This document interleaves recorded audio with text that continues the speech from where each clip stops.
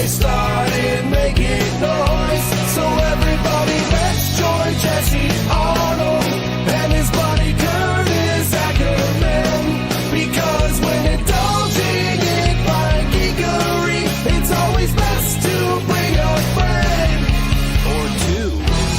Shooting the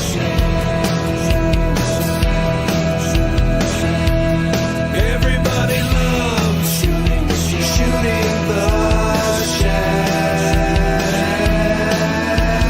Let's start shooting the shelf. You're gonna love it now. Let's start shooting the shelf. Just might make you say wow. Let's enjoy some fun conversation. We'll be shooting the shelf around the nation. Let's start shooting the shelf.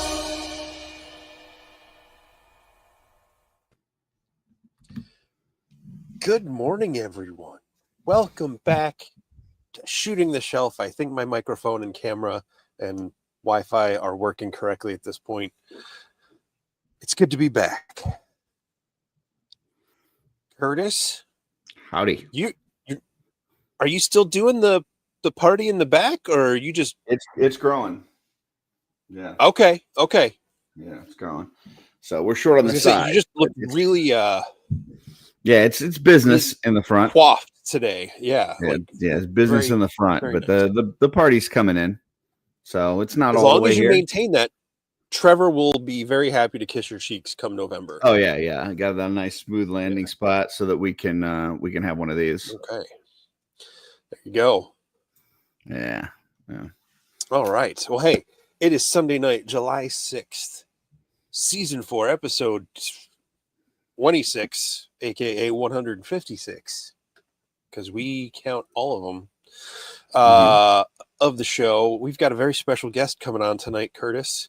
We don't have two, unlike you. I know you like that, but we had two last week, and those two are almost a multiple of personality. So I feel like this week, we come back to one and, go from there.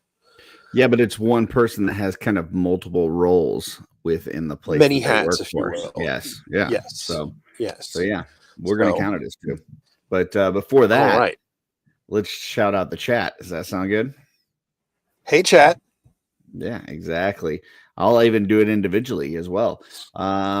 We've got Blake, aka Recon Rage, in the house, the star of the new OffWorld. He brings all of the rage and most of the recon. So yeah, there's Blake. We got Mark, aka Crom316 here. He was in the customizing studio earlier. So hey, Mark. I got Brian Carr in the chat. Michael Waters. We've got Dub3, or as Trevor said last night, Rub-a-Dub3. So there you go. We've got Wholesome Warlock here. Excellent show last night on PGG. They had a nice little birthday celebration for my good friend Jesse over there. A lot of people sent in some very awesome messages. Some funny, some goat sounds, some heartfelt. They were awesome. And a little message from one Jeremy Gerard making the tribute to Jesse unofficially official. I think it was officially unofficial. Officially unofficial. Just that was what you said. Lost friend. So there you go. We've got Dave Orkin here. Look, Jesse, you're here in the chat. That's crazy. I couldn't pass up song lyrics chants in the comments. I am is here. The rest is all silent. We've got Darla Akerman in the house. I know her. Elemental_crafting. How's it going? Brian Lynn of Carver Customs is here. He was also in the customizing studio today. Haven't seen him in there for a bit. That was awesome. Yeah, Jesse, you were in there too. You were doing some fine work. Working with those turbo dorks, pulling off your best J low fidelity aspect. So let's see. Very nice. It's not going to show up in here very nice, but it's still coming together. We got Patrick Boyle in the house, not to be confused with Clone Patrick 2, who brutally murdered Glumpy, but this is just regular Patrick Boyle. So we've got James Studio Mudio. William Husted is here. We've got Stacy Lynn. We got 3 of the Lyns in the house. Eddie is here. We've got Faisal. We got Guaisagwe Echevarria. He had the whole familia last night. They came on, sang happy birthday to Jesse, brought him cake. That was awesome. So Just waiting for the package to arrive. there you go. I should say, Eddie, they had a nice little video as well that was very interesting. And they held the mayo, so that was good. Jen Sayak, aka Lucky Sprinkles, is in the house. We've got Action Figure Girl, so that's 2 Orkins, 3 Lyns. We got Sig's Art and Toys is here, or sorry, Sig Toy Arts is here. Dork Lair in the house. Yes, Modern Mullet. Yes, for sure. Twizzler 19. You got Paul Morales. Kent Pool is here. And yes, Kent Pool, this is live. We've got Cincy John in the house. Happy late birthday to Jesse. So there you go. Let's see. Oh, somebody must have hit the like button because we got Trevor here. It says, hey, dudes. We also got Hank. Let's see. Kairos 1. Hi, Curtis. I'm a child of the 80s. I've done a lot of custom work. Now trying to sculpt action figures of ZBrush. Just want to say hi. Well, hi there. How you doing? We've got Rick Jones in the house. Arthas is here. Arthas, two weeks in a row, I haven't been able to start up the studio right away because I've been tied up, and Arthas has started it up. He is awesome, and he's super talented. Tomorrow, I have a How'd They Do That with Arthas dropping on the Art by Akerman channel. You won't want to miss that. He talks about a lot of cool things, including how to use chalk in your paint jobs. So, yeah, you're going to see that. We've got, let's see, Eddie. We got Captain Firebeard Baker in the house. Elijah is here. Let's see. Oh, apparently Stacy was also there while Brian was in the studio, but she was painting her toes, which is still painting. So that counts, we think. Curtis is very appreciative that you were not doing that on camera. For sure, for sure. JMax77 is here, and we've got Jeff Dis here as well. That is the entire chat. Sorry, Jeff. I'm sure you've never heard that one before. Oh, and Nate Strong is here. So how's it going, Nate? Cheers, Nate. Exactly. Yeah, Nate poured a Mountain Dew out for Jesse last night. So there you go. Yeah. That's everything, Jesse. So are we ready to get to this or two? Give a round of applause, a digital warm welcome to the one, the only, Cameron Smith. Woo-hoo! Applause and everything. Wow. That's crazy. A laugh track. That's great. Nothing but high class here on Shooting the Shelf. Yeah. A lot of production value here. Jesse Marshall also jumped in, so welcome, Jesse. Well, Cameron, we're excited to talk to you about a lot of things, including a certain role-playing game coming up soon. But first, at the start of the show, we do a little thing called Shelf Selections. This is where Jesse and I have saw some photos throughout the week that we were really inspired by, and so we pull them up and we talk about it and get people to subscribe to these people's Instagrams so that they can make their Instagram feed that much cooler. So here we go. Starting off number one, Cincy John.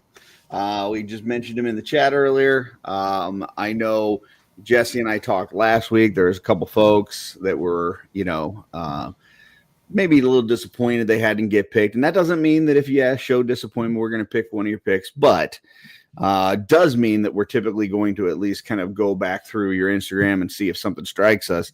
And this one hit me. I really thought this Alithia picture was really cool. I love the way that the lighting's coming in from behind her and the smoky nature of it. as well as just some of like the pinkish / purple lighting that's going on. I just thought this was really cool. Jesse? I totally agree. I love the lighting on this. It's like a screen grab from like a character introduction in a movie.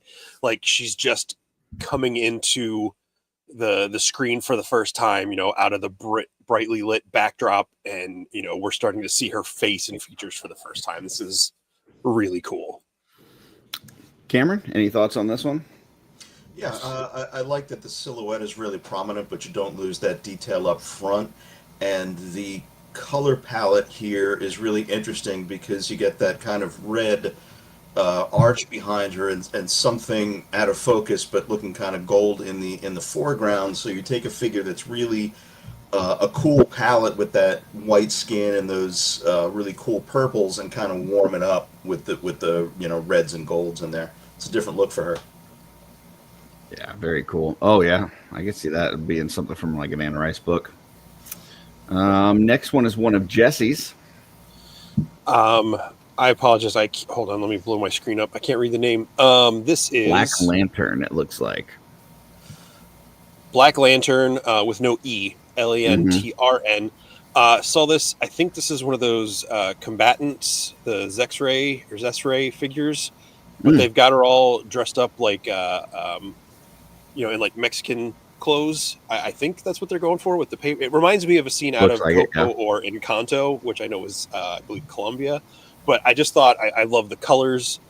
It's no Legions figures, but we like all sorts of toys here. And you got little street level Logan back there playing a guitar, which I just think is hilarious. In a good way, hilarious. I love the colors.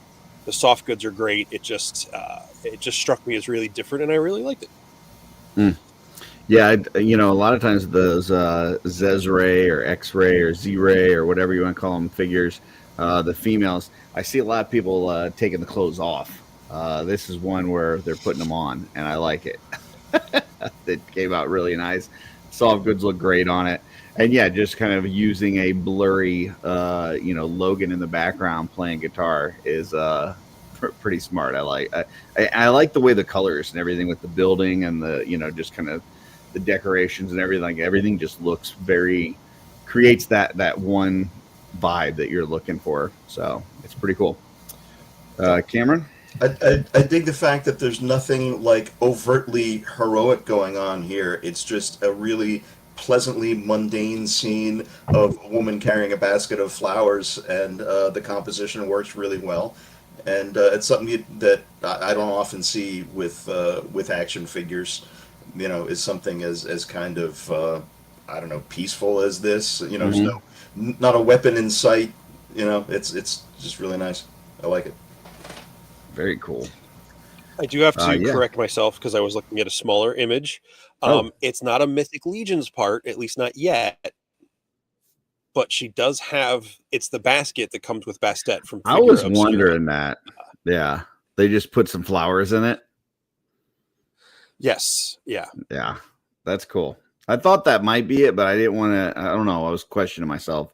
I was like, "Don't say it. You're going to be wrong. You're going to look so stupid." So, and like Cameron said, the fact that it's like this is supposed to be like a gladiator female figure. So that, like you said, Cameron, the fact that it's just kind of mundane everyday life is just it's really nice. Yeah, fierce women can be beautiful as well. It doesn't aspire to be anything beyond charming and pleasant, and I dig that. Yeah, I like it. All right, next one. Dude, this is just badass. This is Maz_toy_photography. Maz does some amazing work, and this thing is just so freaking cool. You got Soundwave fighting aliens, and I don't know, man. I just thought this was just badass. Like, I looked at this and I was like, I want to see this as a movie. It's just super cool. That's really all I got to say is just I think it's awesome. So, Jesse? I don't have a lot more to add. It's a great shot, like the light coming in from the side, the way it's hitting Ravage down below, and like his eyes looking the other way and glowing. And just all this is never a crossover I thought of. But like you said, it's one I want to watch this movie now. This is really cool. Dude, Transformers versus Aliens. Heck yeah. I've watched that all day long. Yeah, Cam? that's a cool mashup of different IPs there. And as Jesse said, I really do like the lighting, like the eyes. I assume that's like a Photoshop effect or something digital. The lighting effect on Ravage and on the arm there on the left side of the screen, I think is at least partly more actual in frame lighting. I don't know, but it looks cool and I really like it. That I believe that's the 301, and I think sometimes those do have lights in it. Oh, So really? the eyes may be an effect of the toy itself, but I'm not positive. So I did see that Dorklayer's in the chat. I know he's a huge 3-0 fan, so maybe he can shed some light on it. But and then Trevor says "Killer Shot" by Maz. Yeah, for sure. All right. Next, we got one of Jesse's. Oh, yeah. Blake says the 30DLX has lights. So there you go. Yeah, and Kairos, I do have the new Action, the large scale Soundwave blockies, and it's really cool too. This is digital _ Ronin with a 0 and a 1 for Ronin.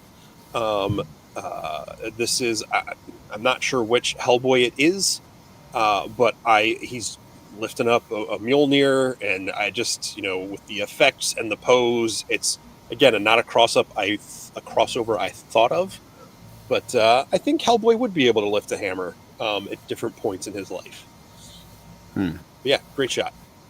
I think it falls under the category of like at the end of Age of Ultron when they're talking about like if you put the hammer in an elevator, right? An elevator would lift it, but it doesn't mean an elevator is worthy. I think his hand is kind of like that, right?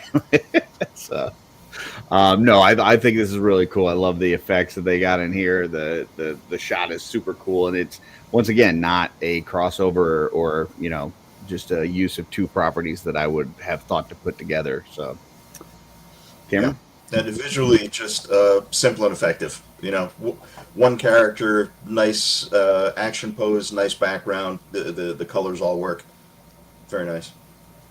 Beautiful. Next, this thing. This is Ian _Saunders _photography. And you have this knight desperately trying to get away from Maxilius the Harvester. And I do not think he's going to be successful. Got that really nice moon right behind him, and he's just slowly creeping up as this thing's trying to get away, or at least try to get to his sword. Man, there's just this is like, I looked at this shot and it was tense. Like I was nervous, like just looking at the shot. I love the dial work in the background where you got like this like kind of crumbling wall behind him and stuff. Just altogether great shot. All in all. Jesse? I can just hear like those tense like strings in like the orchestration, going on, or the drums as he's trying to like crawl away and reach for his sword. This is truly an epic shot, and it's again, when photographers, Mythic Legions do a great job of not looking like toys most of the time. But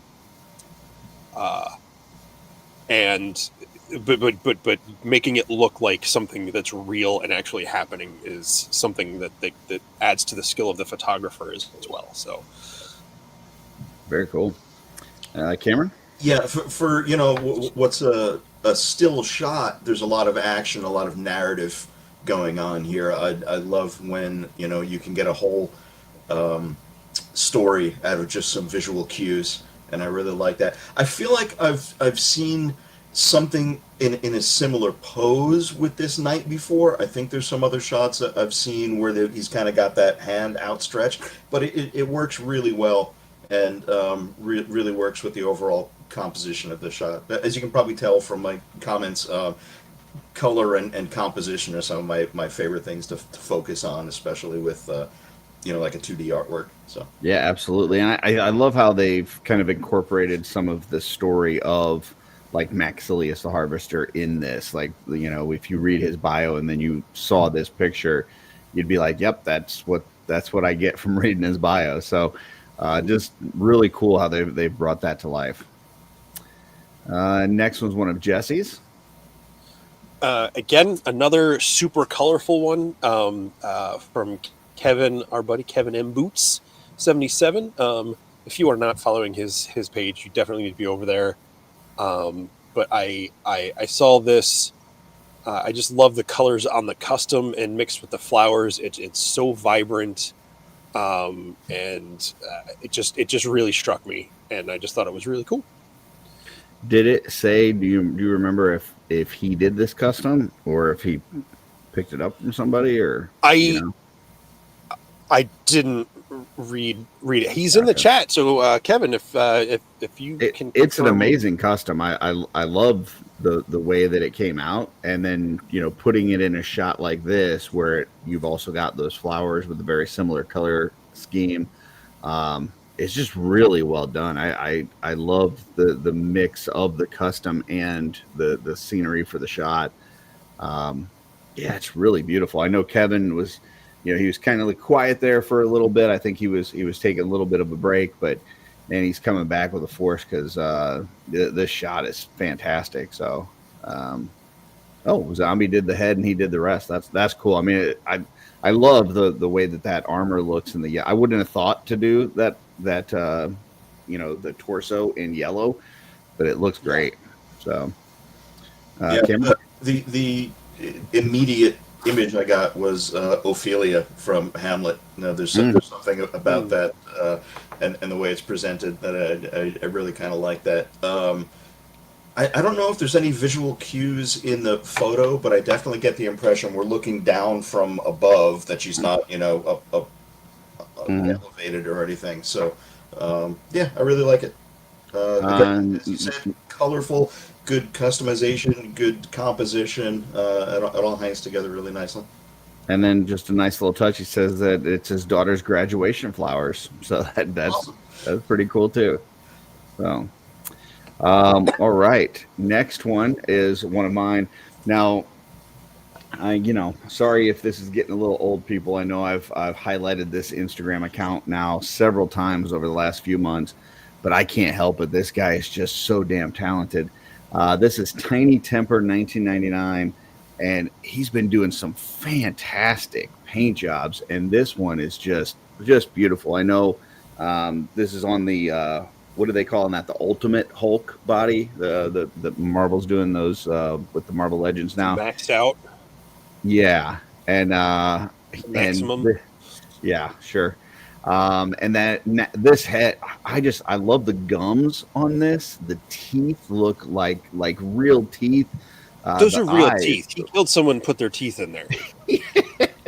The eyes. Like you have this really tiny sliver of space for the eyes, right? It's not like this big, huge thing because he's like, but the detail that are in that little tiny space, and then just like the highlighted areas in the skin tone and the shaded areas, it's just so well done. I just absolutely adore this thing. It's fantastic. I really like the work here with the really limited palette where. Mm-hmm. Almost everything is green. Even the highlights and the hair are green, so it lets the texture of the sculpt kind of come through and tell a lot of the story. And I also like the saliva effects around the bottom of the mouth there, where it looks actually wet, and the teeth are just outstanding. All right, Jesse. Other than him killing somebody and putting their teeth in this, what do you think? Well, you probably had to develop some sort of shrink ray as well, or no very small, fully developed human people with tiny teeth. But no, like Cameron said, the drool, the way it's like pooling around the bottom of the lips, like the different color and like stretching out like the of the color around the lips and everything. Like you said, Curtis, like the eyes, you can see they're bloodshot and stressed, and it's phenomenal sculpt painted by. Dare I say, a master painter at this point, I think would be an understatement. Cinchy John says, obvious this person has never had a cup of coffee or energy drink whose hands are that steady. So, there you go. All right, Jesse, this is yours. So this is wait for it to Nutty underscore Bacas. Bacas? I don't know. It's up there. This is Hammond Collection T-Rex fighting the Hammond Collection Spinosaurus.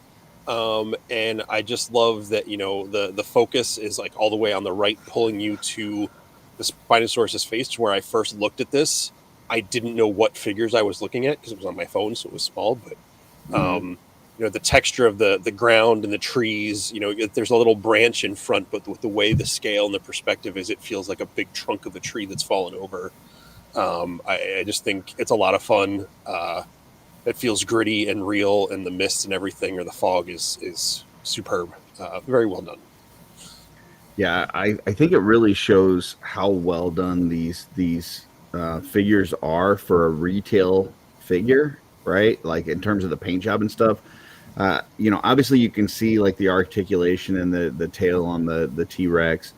But if you weren't able to see like those articulation points just from the paint jobs, they look really like straight out of a movie. The paint job, the darkness, the tones, the different, you know, the blending of the different colors, and then the face on that. What was the other dinosaur? Spinosaurus. The paint job on that face is fantastic, man. I love that. It is just so cool. So yeah, I love the, you know, just in terms of the figures itself, the paint jobs on those are just fantastic. And then putting it in a shot like this in nature, you know, to where it feels like it's to scale with these figures. You got those lights coming through in the background and the kind of morning mist and stuff. Yeah, just this is really cool. I like it a lot. Yeah, really kind of naturalistic look to it. You know, nice paint job on the toys themselves, and then working with a color palette and lighting that makes it look really natural. Makes it almost pleasant to have a dino put his junk in your face. So. There you go. Next one is one of my picks. This is Hobby Mania 506 Figures Diasian.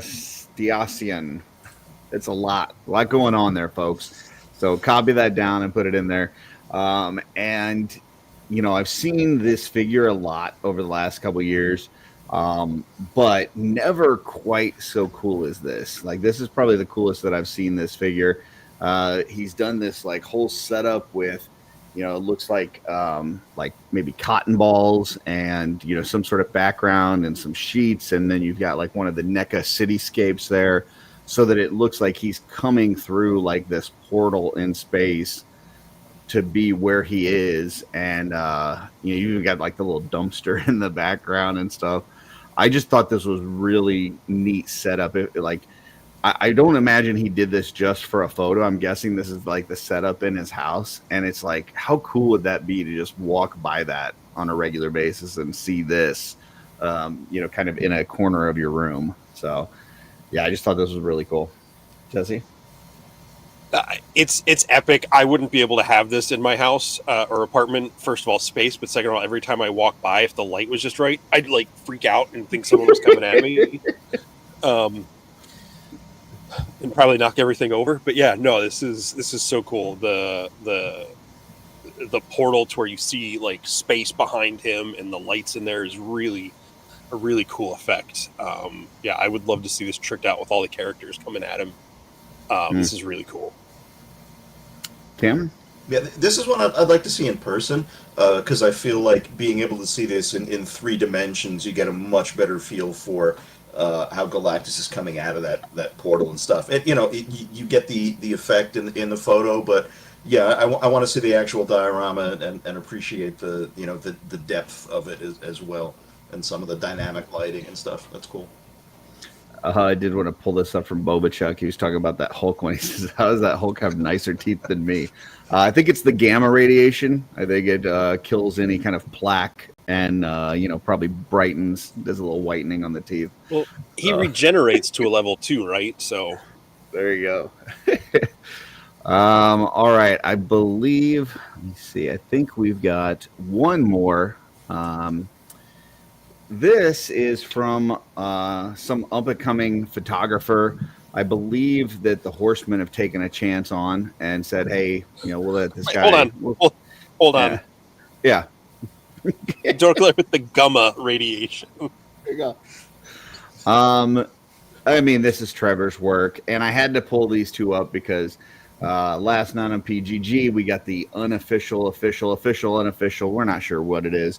Announcement of the Jashai Frost Friend tribute of the Fuzzmonk head on that figure, and then obviously the Burris figure that they announced on the live stream. And so I just had to throw these up here, with it being Shooting the Shelf Day, the first Shooting the Shelf after the reveal special. Nobody I'd rather be a little guy with than my buddy Jesse. And Trevor, I think, just killed it with these two photos. Like, you got these little guys with so much personality, and he's got them in totally different scenes here. But they're just really cool. I love the shots that he got with both of these. So, Jesse, yeah, I love that they're both lit by like warm firelight, but in, like you said, totally different settings. And the atmosphere completely changes. It feels like Byler's like he seems okay, but he's like cooking food for someone that may be scouting the perimeter or something. And Burris is there, holding court in the public house there in Einsamal. And it's just so cool how the different tones of lighting of the rest of the atmosphere change the lighting on the character. And he always does amazing shots. So, even if these had nothing to do with either of us, I would be super stoked about these images and these figures. Yep. Cameron? As I've told Trevor, he makes our stuff look good. So I'm always happy to see his shots of stuff.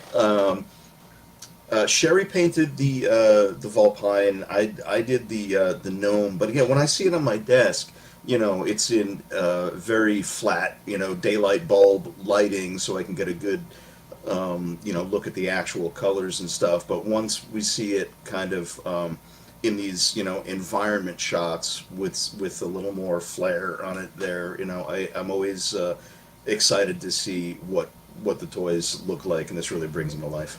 Yeah, I mean, there's so much personality in both of them. First off, I got to have both of these framed. So, Trevor, I don't know when these are going to hit your site or your Etsy store, but I need both of these framed. So they're just fantastic. But then also, I love this new scale like so much. It's just really cool. There was some discussion in the studio too, because I know it was mentioned on the on the stream when we dropped them, but even though these are like an inch to inch and a half smaller than the dwarves, it's the same for us as far as manufacturing price, because the tooling is tooling no matter what the size is. So I really like these because they give us the chance to put extra parts in there, that campfire, that keg, and I really like what that brings to the world. I've been wanting to do like play sets basically for a long time, and now we're finally seeing that get realized here. And I think as the people in the studio see it, and the folks, Eric really who's sculpting this stuff, I know had a fun time with the accessories, so I hope we're going to see a lot more of that too, because I love that kind of world building. Yeah, and I really like, we were looking at it today on a stream that I was on, that with the exception of like the upper arms and the upper legs, everything else is different between these two. So if you get these two figures, there's just a lot of immediate pop and swap options with the pauldrons and the bracers and the feet and even the belts are different and stuff like that. So it's really cool that for something that's a brand new scale, that we immediately get two of them, and two of them that have different parts that create all these different options that you can, do from a customizing standpoint. So, yeah. Don't quote me on this, but I'm pretty sure that was very much the intention in putting out two at once and not a whole lot of the same parts, because introducing a whole new scale, I think if we did it with only a single figure, it would be a little more limiting. But now with these two, people can do a lot of pop and swap and have a lot more to mess around with. I'm just going from conversations I've heard around the studio. None of this was in my lane or my decision or anything like that. But yeah, there was some acknowledgement for sure that we want to get some parts out there so people can really play with these right from the jump. Very cool. Well, that is it for shelf selections, but that kind of leads us into the first thing that I wanted to talk about, and that's really the new wave. And actually, let me stop sharing there. I'm going to share with the window instead. Yeah, that way we can get kind of looking as I click on it. So one of the things that I know a lot of people have been talking about with this wave, and I wanted to get your take on this from a painter's perspective within the studio. People really liked on the reveal special the fact that they were telling this story as they were going through, right? So like we start with Halvard of Frothvar, and then we start going through all these different characters and the stories being told as that's going on. How much of that do you guys know ahead of time, and does that play a part in how you're creating these characters, knowing that they're part of an adventure party and this thing's going on? Like, are you guys thinking about that as you go through that process? Not really, because I didn't get the story until the reveal. Oh wow. What usually comes across my desk is I'll get a digital render of the sculpt assembled, and then I'll see that the pieces unpainted. Often I'll have a chance to speak with Eric about some context and who is this character, so that I can kind of reinforce that with the paint colors. Like for instance, if he had told me that gnome was going to be really sinister, I could have given him a color palette that was going to be, paler skin and maybe some bluish purple shadows under the eyes, and change the whole aspect. But beyond that, beyond any, direct questions like that, no, we usually don't know the story till later. Also, it's not like all of them are sculpted and then they show up. Like as soon as Eric's done with one and he's happy with it, it starts getting printed, and whoever's desk it ends up on. And a lot of the time, the pieces will get painted before I guess that story is finalized to a point where it's solidified. So no, we don't have a lot of the story ahead of time when we paint them. I think that kind of makes it more impressive, actually, because it feels like a very cohesive wave that belongs together. And the fact that you guys, with different people painting and all this and that, without the story elements, we're able to create this team that just, this group that kind of really feels like they're in the same environment. A group of them are kind of in this adventure party. It feels like it all fits together very nicely. Thanks. Yeah, I really like this wave and the way it hangs together. And the first time I saw it together was during the reveal. Yeah, I think it just came together really well, and all the characters really complement each other as part of its own really solid and separate narrative here. Now, which figures out of this did you paint for this wave? I painted the gnome, but not his accessories, and I painted Garmer, the werewolf. Gotcha. Nice. I think Sherry painted Byler Frostfur and Commander Igraine and Isbjorn. Joe Vasapolo painted Halvard, and Eric Miller painted Jakul Ironbones. And the accessory set, I think, was Joe and Sherry both. I was out of the office for a while, so I know we've heard for sure that Sherry painted the sausages because that's been a huge hit. People are very much talking about the amazing sausages. Yeah, Oh. and Joe painted the apples. I know that, and Okay. I actually love the color on the apples. They look so natural. They do. The texture, the colors on there just worked out great. And I can't remember. We were talking about what he used to paint them, and I don't recall exactly what it was. I did the metal plate on the front of the Oh, very cool. the barrel. But The keg barrel. Things that the Einsamal lager, Wolfsbane lager, whatever it was, that logo. Like with some other stuff we do in the studio, I'll get art, from Eric, and I'll make a transfer, so we don't have to freehand all that on there. We'll make a transfer and resize it and drop that art directly on there. That comes up a lot more in the Cosmic stuff because there's a lot more really clean graphic stuff on the Cosmic and a lot of the logos, so we want to make sure they're exactly the same from one piece to the next. So we'll often do transfers for those. Not always. I do love on this plate that there's like a wear pattern to like if you look at like the circle that goes around it, it's not just like a solid line. It looks like it's aged and it's got some wear to it. Yeah, that was on the art from Eric, that kind of aging and the chipping and the lettering and stuff was in there. So yeah, that's really cool. So And Eric, there's did Eric design? Oh, sorry. Go ahead. Did Eric design that logo, that part wolf, part North Star, or whatever that is on there? I think so. Yeah. Oh, cool. I think that was Jeremy said that he did that design. Oh, maybe. Yeah. I could be wrong, but I believe okay. he said that on the special that he doodled that in the airport. So just a few months back. So, okay, so yeah, let's look at these two here. Let's look at this one first. I don't know who this guy is, but so you're putting together a brand new scale, and you're going to paint on this, and like, can you just kind of walk us through what you were thinking putting this together? Yeah. When I first saw this, it was just a black and white digital render. So I looked at it and I was like, okay, if I give this guy a red hat and a blue tunic and a white beard, he's going to look like a garden gnome.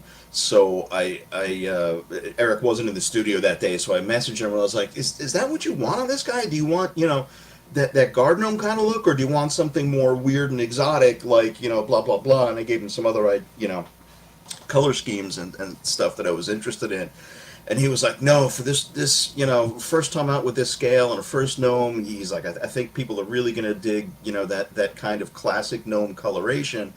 So the challenge here was to use those colors, but not to make it look like it came from the, home and garden section of Target. So I messed around by kind of desaturating the blue and making it a little bit grayish. Not using a primary really bright red on the hat, making the beard, shaded with, where it's definitely white, but it's shaded with this kind of warm tone rather than a neutral gray. So I wanted to kind of indicate that kind of origin for the color pattern, but not go too far with it. So that was a bit of a challenge to not make him look too much like a stereotypical garden gnome. Can you talk a little bit about the skin tone? Because obviously he's got a very red nose compared to the rest of his face. Yeah. What were your thought process going through there? That came from my hobby since I was a kid, is painting, miniatures like 28 millimeter and Warhammer stuff. And, among other things, I have a dwarf army, and I found that a lot of the dwarf characters, especially in smaller scales, giving them really like red noses and rosy cheeks really makes those facial features pop, especially in contrast with the beard. If you don't vary the skin tone somewhat, or make it kind of vibrant. With the beards being so prominent, the rest of the face can kind of disappear. So I wanted to put something a little more saturated in there, kind of work with. It's a kind of a lavender color I mixed up. I know his nose looks red, but if like you isolate it, it's kind of lavender purple color, because I wanted it to work with the blue tunic and the red hat, and bring kind of a cooler tone into the very otherwise warm face. That's very cool. I love. Well, I mean, that makes sense. It's got the, you know, that he's out in the cold a lot in your extremities. You know. Yeah, totally makes sense. I love all the little paint hits, like the little buttons and grommets and buckles, and like, yeah, it's just a lot of different paint hits on this. Yeah, he was fun to do. When I first started him, I was really unsure of it. By the time I was finished with him, I really like I like the overall effect, and I think he's got enough, like, you know, armor and leather and other stuff on him too, to break it up and bring some more visual interest there. Very cool. And then you said that you did this one as well. Yeah, this was the first one I did. This had different challenges, because again, it's the first time we're seeing this type of beast in Mythic, and I had to have a discussion with Eric about who he is and what he represents. You know, is he a good guy? Is he a bad guy? You know, is he intelligent? Is he a beast? You know, just an animal? That kind of thing. And you know, how natural or unnatural he is. So, you know, the upshot there is that we wanted him to look like the coloration kind of like a natural wolf, and that, you know, just the colors themselves, yeah, make him look like a real wolf, with obviously an exception for the eyes. But by integrating those really kind of light, natural textures of, you know, the fur and the teeth and stuff, with the armor, which had to look, you know, obviously, you know, artificially made. So there's a lot of, again, warm tones in the fur, cool tones in the armor, where if we did just black, it would kind of disappear in there. So the highlights on the armor are kind of a darkened turquoise, and there's a lot of purple shading on the red in there, because we wanted that to look more, I guess, fancy and kind of, you know, civilized and well crafted, to really contrast with the rough, natural look of the fur and teeth and things. Yeah, I love the armor coloration, you know, that like turquoise and stuff that you're talking about. Like it looks great.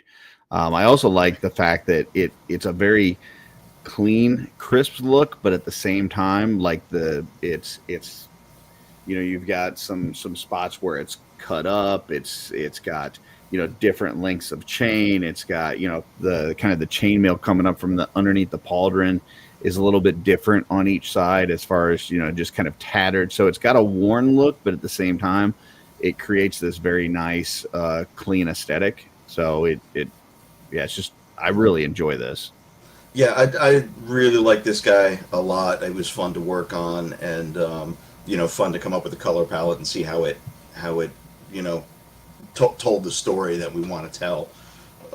You know, again, by highlighting stuff like that big cut across the chest, and you know, keeping the colors for the armor very separate than from the colors of the natural parts. And, you know, a lot of stuff goes into it that really shouldn't, I guess, occupy the minds of anyone. When you look at it, it should just make a visual impression. You know what you're looking at. But for us, a lot of thought goes into that beforehand, into making sure that, you know, it looks the way we want it to, and it has the kind of first impression with collectors and people who are seeing it for the first time that we want to bring across. Yeah, it definitely looked awesome right off the bat when we were looking at it. What do you call like this color on the metal? Because it kind of looked like an antique bronze or something to me. Like it had a certain patina to it. I don't know what would you call that? I don't know what I would call it. I can tell you how I got to it was I took I think a nickel color for the silver, Mm-hmm. and I mixed some brown metallics into it. I didn't want anything too bright. I wanted it to look weathered, but I wanted some more tone and saturation in there, because if it was just nickel colored or that kind of dull silver, it would have disappeared again against the fur. You can see in the rivets, I think, if you look at the rivets on the breastplate and such, that was the same metallic I used to mix the color for the more gold parts. Gotcha. But yeah, I wanted it to look worn and warm, but not fancy. Like if it was bright gold, it would look, too overwrought. So I wanted it to look more utilitarian, but still contrasting. So. Yeah, it looks like a metal that's been around for a while. So I love the I guess the color that you got from there. It looks awesome. Thanks. So, all right. Any of the other ones, like I know you said those were the two that you painted, but any of the other ones that you particularly were excited for, or love the way that they came out? On the Halvard of Frothvar, I really like what Joe brought out with the equipment colors and stuff. We usually don't get the finished soft goods till later, but we'll have an idea of the colors or have some sample swatches as we go. So he used some nice, really neutral, believable colors to make this kind of a really grounded, I guess, realistic looking figure. There's nothing outrageous here, like you'd see something like on one of the sorcerers from the Poxus wave or something where the color schemes were crazy.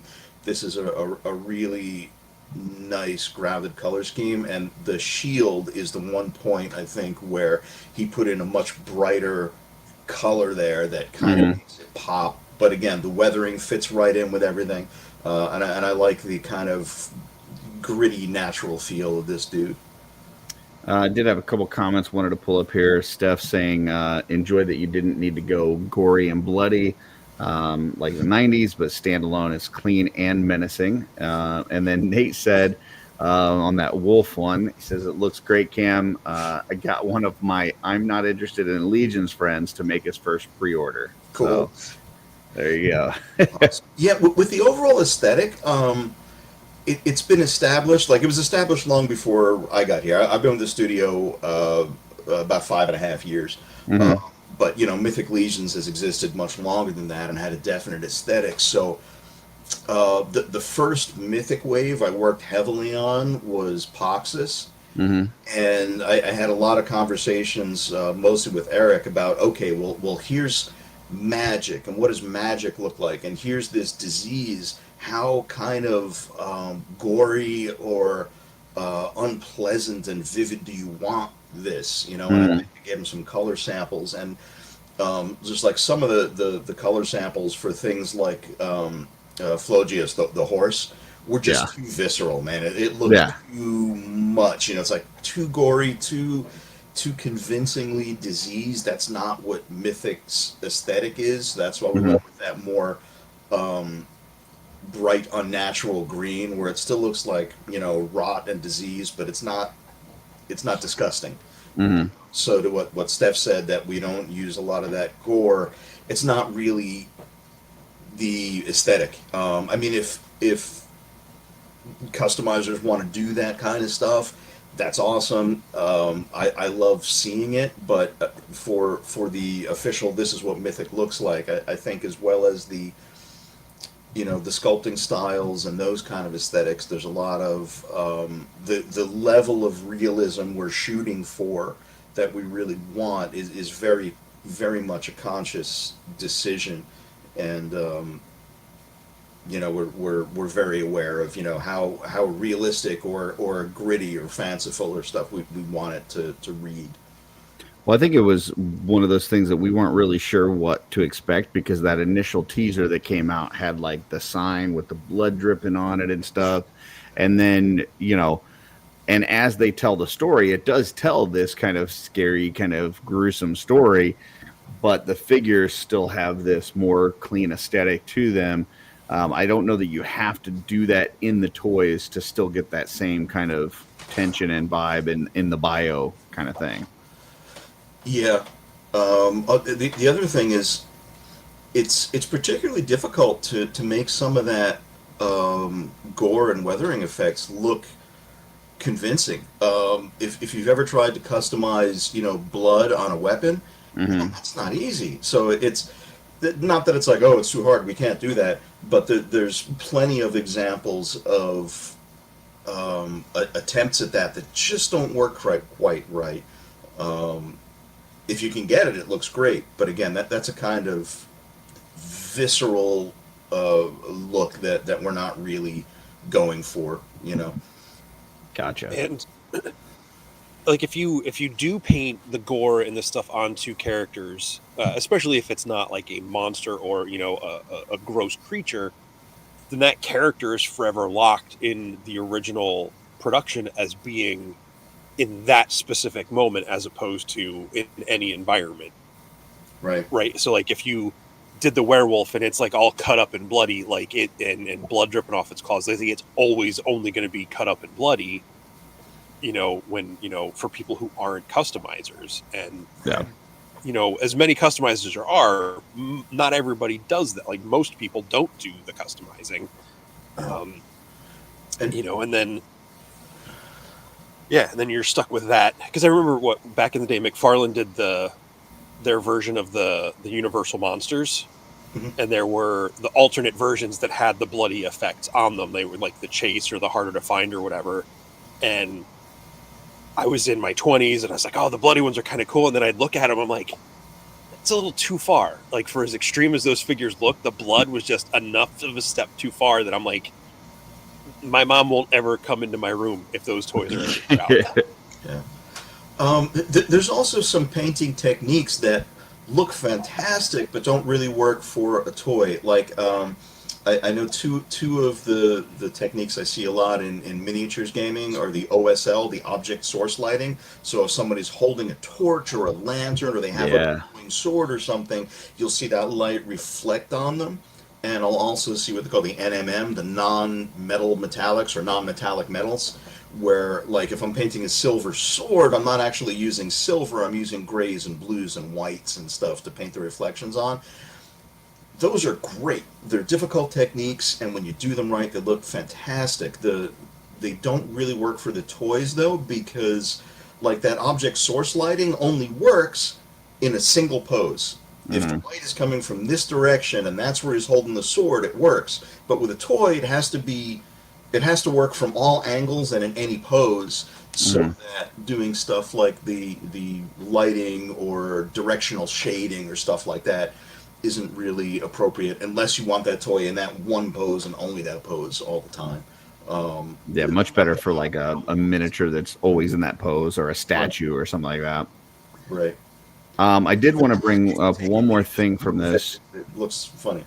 Yeah, I know when I've been at intern and talking to you, you seem to have a passion also for kind of like historical weaponry and things like that. And one of the things I wanted to ask you was this new kind of shield piece that we've got that kind of moves the shield down a little bit further in the arm in terms of the way that it's held.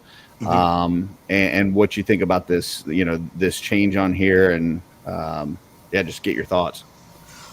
Let me go back a little bit. About 35 years ago, I was an armorer. I was working in basically a blacksmith shop, recreating medieval and Renaissance arms and armor. That was my job. I loved it.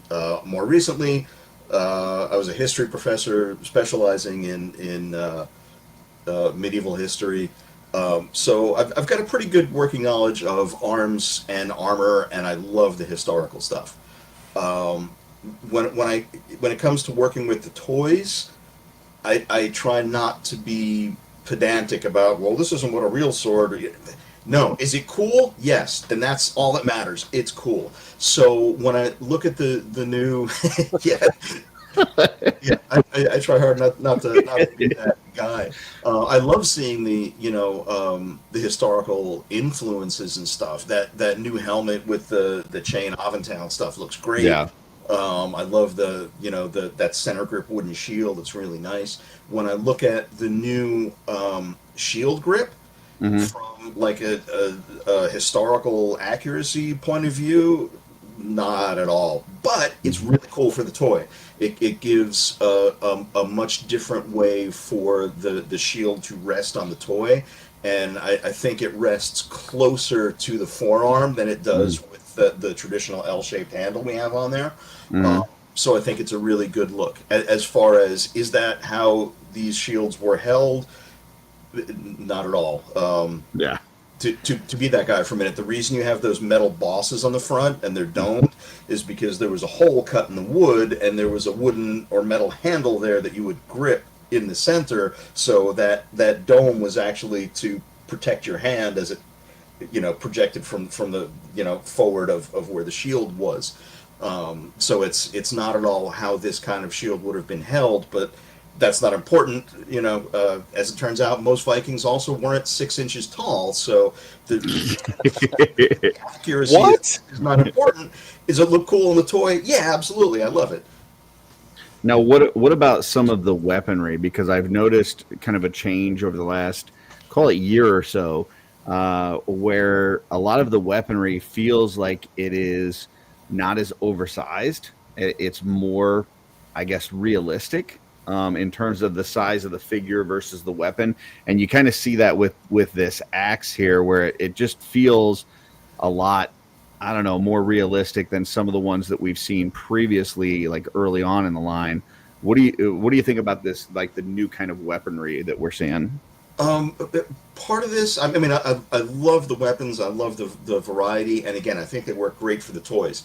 If we were to make this and just say, okay, we're going to scale it up 6 times Mm, until it's human sized, it would be enormous. gotcha. The smaller in scale you go, the more you have to exaggerate things to make them look right. Hmm. So for instance, when we took the sculpts we have and we shrunk them down, and Bill was posing them and making them into miniatures as a proof of concept, Hmm. um, the swords, even the slightly oversized ones we have, turned into like little needles, and they just disappeared. So we had to increase the size on those, usually to make them look right in that tiny scale. So it's not that exaggerated in this nominally 1/12 scale, Hmm. um, but they're still much larger than a real historical counterpart would be if we gave them um, weapons that were actually in scale. They would disappear. They'd look tiny and weird. But Um, it's still much smaller than like those early axes we were getting, where you know, Sure. Or like yeah, Odysseus's hammer, which is yeah, tremendous. But that's a whole different look. It's not yeah. meant to be realistic. It's meant to be cool. So yeah, I like the more moderately scaled weapons like this axe, because again they look more convincing, I think. Hmm. But even so, these are much larger than a real weapon would be at that scale. I also like just the But little details, like the straps that are holding like the axe to the handle, like just the little details like that look cool. Jesse, did you have something? I think I mentioned this last time. My oldest brother is also a history professor, specifically for medieval history. So he was here about a month ago, and he was looking at some of this. He'd seen some of the earlier ones. I gave him one of the earlier, like the Templar Knight Builder from the Reinforcements wave, and um, he does SCA and all that stuff. So like he knows stuff, and he was looking at it, and we were talking about some of the weapons, and he was like, well, this flail here, the chain wouldn't have been as long. It probably would only been like a 6-inch, chain, and and he was like going off on all this stuff. He's like, I'm not trying to like tear it apart. There's this stuff you really like. He's like, I'm just saying, if it was real sized, like you were just saying. So yeah, he actually my entire collection. So Yeah. I did want to quickly pull this one up because like this hammer that comes with Sir Elijah, like that's one of my favorite new weapons. I absolutely love that thing. Yeah, I really like that. It's so much fun. And again, it's big, but not for a toy. For a toy, it looks right, and I love the way that looks. Yeah, I really dig that piece. He's one of my favorite of the kind of knight-looking characters too. I love that, the helmet and the more kind of toned down colors on the armor and stuff. I think it worked great. For sure. I think Sherry painted him. I think. Awesome. I lose track after a while. So one of the things as we were getting we kind of got the little tease for this wave before it was actually revealed. There were a lot of people kind of questioning whether this was going to be some sort of lead into the RPG, which obviously, some people got to test play at Legion's Con. There was, you guys did a little panel kind of thing during G-Con talking about it. Because it just felt like this very adventure party story, right? Which kind of is really, what the role playing will be about, or what can be about it, where you're getting these people together that, maybe are from different backgrounds, different areas, different, lifestyles that are coming together with a common goal, working towards something. So, as that kind of story progressed and stuff, and then we saw the reveal, obviously it didn't have a direct tie-in, but just kind of wanted to get your thoughts on people kind of thinking along those lines of adventure party and leading into the role-playing game. And then, any thoughts that you have on, where we go with that and what we're looking like. I think this kind of story, which is like if you look at the big storyline we just came off of with the toys, right? The Rise of the Dark Four. That's a kind of worldwide, massive, high-level story for Mythos, where the horror of Einsamal is much more personal. It involves, effectively an adventuring party going after a big bad that they don't know what it is, and it's on a much more personal level. I believe Jeremy did most of the narrative for this, and I think he had the game in mind. But there wasn't like a super, conscious collaborative effort to make that part of the game. When the game comes out, it's the kind of default time frame for the setting the game takes place in is going to be immediately before the Rise of the Dark Four. Gotcha. So people who are already, Mythic Legions fans and stuff, it should be kind of familiar for them, and you'll be able to see the introduction of the Dark Four and stuff into the game, and kind of watch the story grow, the story they already know grow in game terms. And for the folks who, hopefully new fans who come on from the gaming side and aren't really familiar with Mythos yet, they'll kind of be able to experience, laying the groundwork for this whole world and the setting, as they go. And of course the story will progress, but the idea is for the toy line, the Mythic Legions toys, to always be at the forefront of pushing that narrative, of bringing what's next, of really expanding the world. That's still the flagship. And if we go back for the game and we start before the Rise of the Dark Four, it'll allow the toy line to continue to develop organically, to push that narrative, to bring in new things, and the game can always be a little bit behind it, where it's going to, just by its nature, have more detail, so that Even for the folks who have been following the storyline with the Toy Wave releases, you'll be able to go in and fill in a lot more details and look at it in a lot more depth Mhm. through the game. So, I've gone through and created stuff that, we never really had to consider with just the toys. Stuff like, all right, well, how long is a year on Mythos, and what are seasons like, and what's the calendar like, and that kind of Mhm. stuff. So, we figured out that stuff, which, it may not be important in most game sessions or what have you, but it's got to be there. So we want this to be a new way for folks to really explore the world in a way the toys are a great entry into, and then at your table with this new information and telling your own story, you'll be able to really get into it.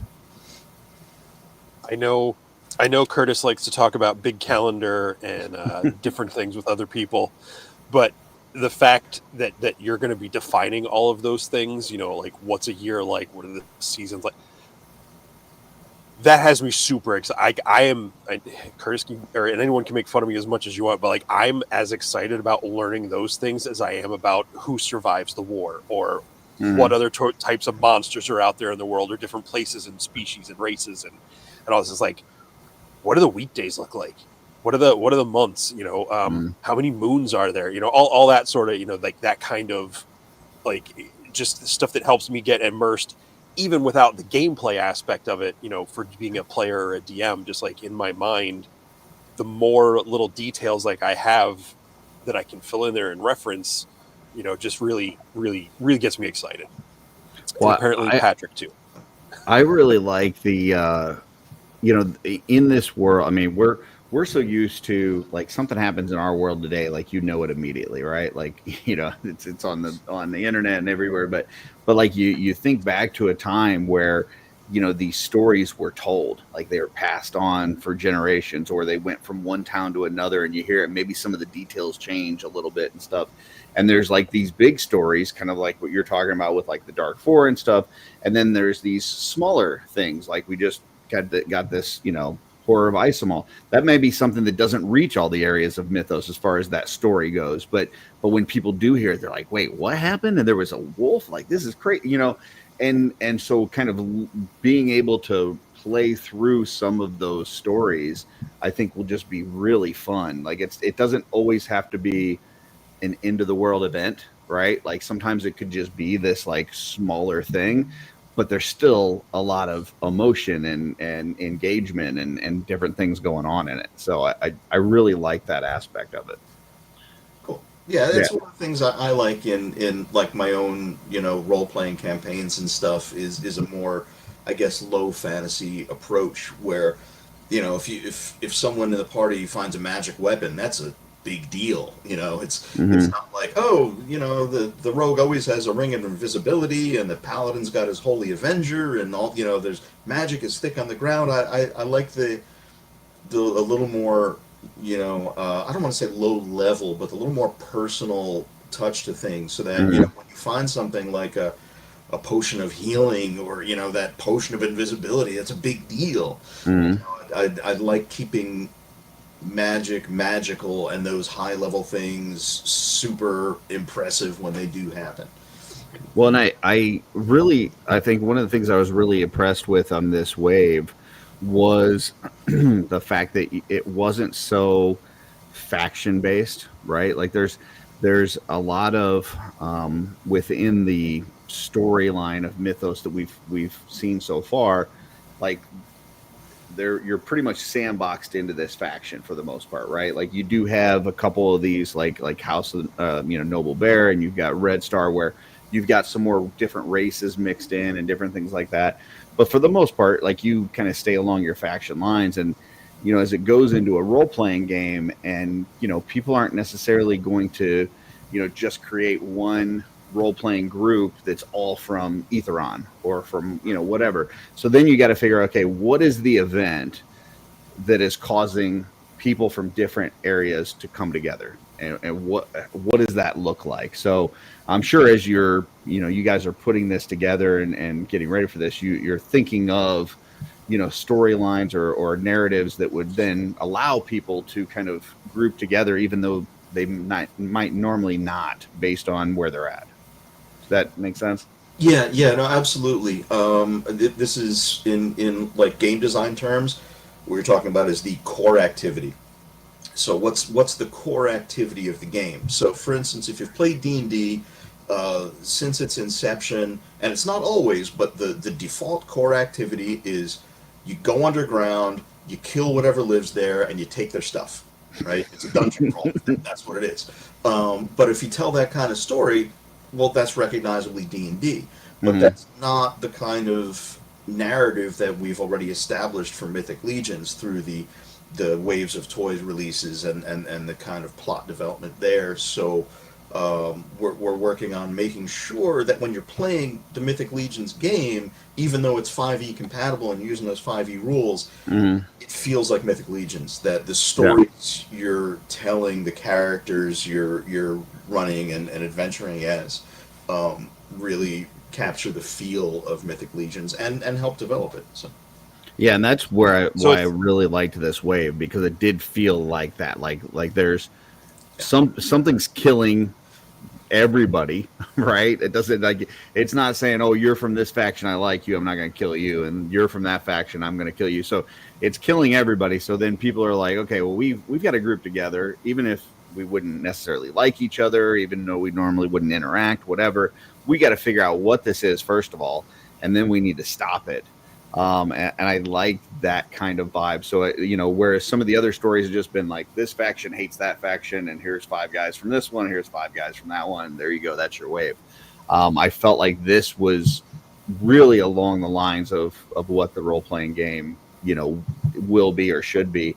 It really made me excited for that. Like, as people know, Jesse and I are with a group of folks that are, play testing the role-playing game. And this wave made me even more excited for it, which I didn't think I could be, because I was already over the moon about it. So, sorry, Jesse. I think you were going to say something. I was. It was something to. I don't remember how I was going to phrase it now, but it's going to come out wrong. But it was like, you're not playing Mythic Legions in the world of D&D. You're playing the Mythic Legions game, like dressed over the skeleton of the, the foundation of D&D. I don't know if that makes sense. It totally does. It's not, it's, yeah. Well, the game has actually been in, like, I guess, pre-production for years now. There's been a lot of discussion around the studio. I mean, now it's in full swing development, and you'll see it relatively soon. But for years before that, there was all the tentative steps as we were getting to through the design elements and what we wanted to do, and we did for a long time kick around the idea of doing our own bespoke rule system. But looking at what's out there, looking at the OGL, that Open Gaming License, and looking at 5e, we're really confident that the 5e rule set does what we want it to do. It already tells a story that really spotlights heroic characters and powerful warriors and sorcerers and all that kind of stuff, so that there wasn't any need to reinvent that particular wheel. So it's like, yeah, we can start with this. This already does what we want it to do, but everything we're building around it is very consciously to make it Mythic Legions, to make it feel like Mythic Legions and play like Mythic Legions and look like Mythic Legions and all that. So, as if we ask anything that you can't answer, just tell us I can't answer that. But the way that I see it, you've got kind of 2 groups of people that I think would be, I guess, quote unquote, a target audience for this role playing game. You've got your Four Horsemen fans, right, that already know your product, but maybe they're not familiar with role playing games. They've never played one, whatever. So you've I think it would be easier to sell to them because they already know what you do. They're committed to what you guys do and think it's a awesome thing. I know a lot of people that don't play D&D have interest in playing D&D. They've just not ever been able to form a group or whatever, that kind of thing. So I feel like that's kind of the easier niche to go after, is the people that are already your fans, get them into this to find out that, wow, this is a lot of fun and I want to do this. And then the other group is the people that actually like role-playing games today, but maybe know nothing about Four Horsemen or Mythic Legions. So I'd like to kind of get your idea of how you guys are planning to talk to both of those groups and get them involved in this. That's the, I don't want to say problem. It's not a problem. It's kind of the central challenge of making this game, is that we already have a pretty big dedicated fan base, and we want to continue making sure that you guys are happy with what we're putting out, and that the game isn't going to contradict or kind of go off the rails or water down the already existing Mythic Legions fan experience. We want to make that even better, and at the same time, how do we get folks who are gamers to look at this and engage with it? There are so many fantasy role-playing games out there, and there are so many good fantasy role-playing games out there. Mm-hmm. If there's plenty of people play D&D, and there's plenty of people who play other games that aren't D&D that are still really good. So what is going to make this one attractive? So that's something that we've put a lot of thought into. And also, I've been going to game conventions and to industry trade shows, like GAMA, the Game Manufacturers Association is the big one, and kind of showing off, the game development and the toys and stuff. And what I found was that from the side of the existing fans, a lot of folks are like, hey, can I make my D&D character out of Mythic Legions figures? Or just show me, hey, look, I made my role-playing game character out of, these Mythic Legions parts. But when we go to the side of the folks who are gamers and they already role-play, but they're not aware that Mythic Legions even exists, and I tell them, oh, hey, I have another fantasy role-playing game I'm working on. It's like, they're not interested. They have enough fantasy role-playing games. And then I'll say, okay, yeah, but this one's different because you can actually use our action figures in it. And I'm like, oh, okay, because they're picturing, when you say action figure to someone who's not a toy collector, I found they almost automatically picture Star Wars action figures, right? That's the one that's got the most cultural cachet that's out there. That's like, oh, I know what you mean. And then I'll reach in my backpack and I'll produce one of our figures and go, no, I mean this. And their eyes light up and go, oh, can I play the game with that? And the answer has to be yes, because that's what everybody gets excited about when, again, they're not collectors yet, they're just gamers, and as I'm explaining the game, nothing really sinks in or makes an impact until I show them that toy, and they're like, oh, cool, you mean I can play the game with this? Yeah, you can, and now it's something different. Now it's interesting. We can kind of cross the streams, between the toys and the game experience. So we're working really hard to make sure that that's part of the game experience. It's an organic part of it, and that it's not merely gimmicky. That it's a really fun part of the game. So that's cool. I like that. I think I've made 5 of my 6 characters, and I've been playing for a little over 10 years. And I've made all but one just because I don't have the right pieces yet to make my Dragonborn that I wanted to. I played for a one-shot.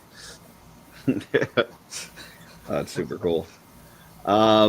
So, I've also seen this trend over the last, I'll call it month now, where some folks within the Mythic community are starting to form like D&D groups, like, folks that either haven't played in years or have never played before. I know of at least 3 new games that have started with people kind of getting together.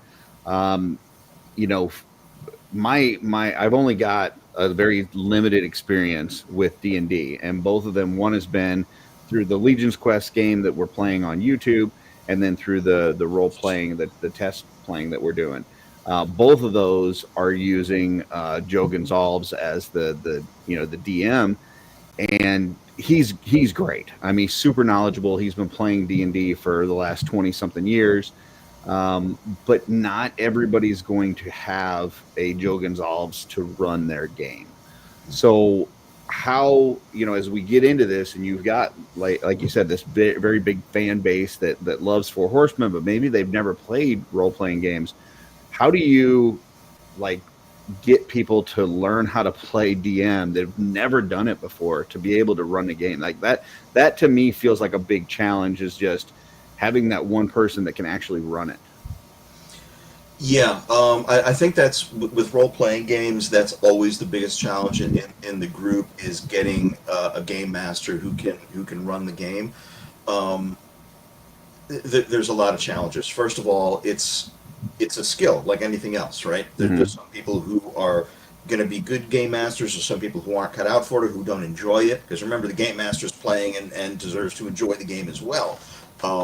Like when I play, that's my favorite seat at the table is the GM seat. But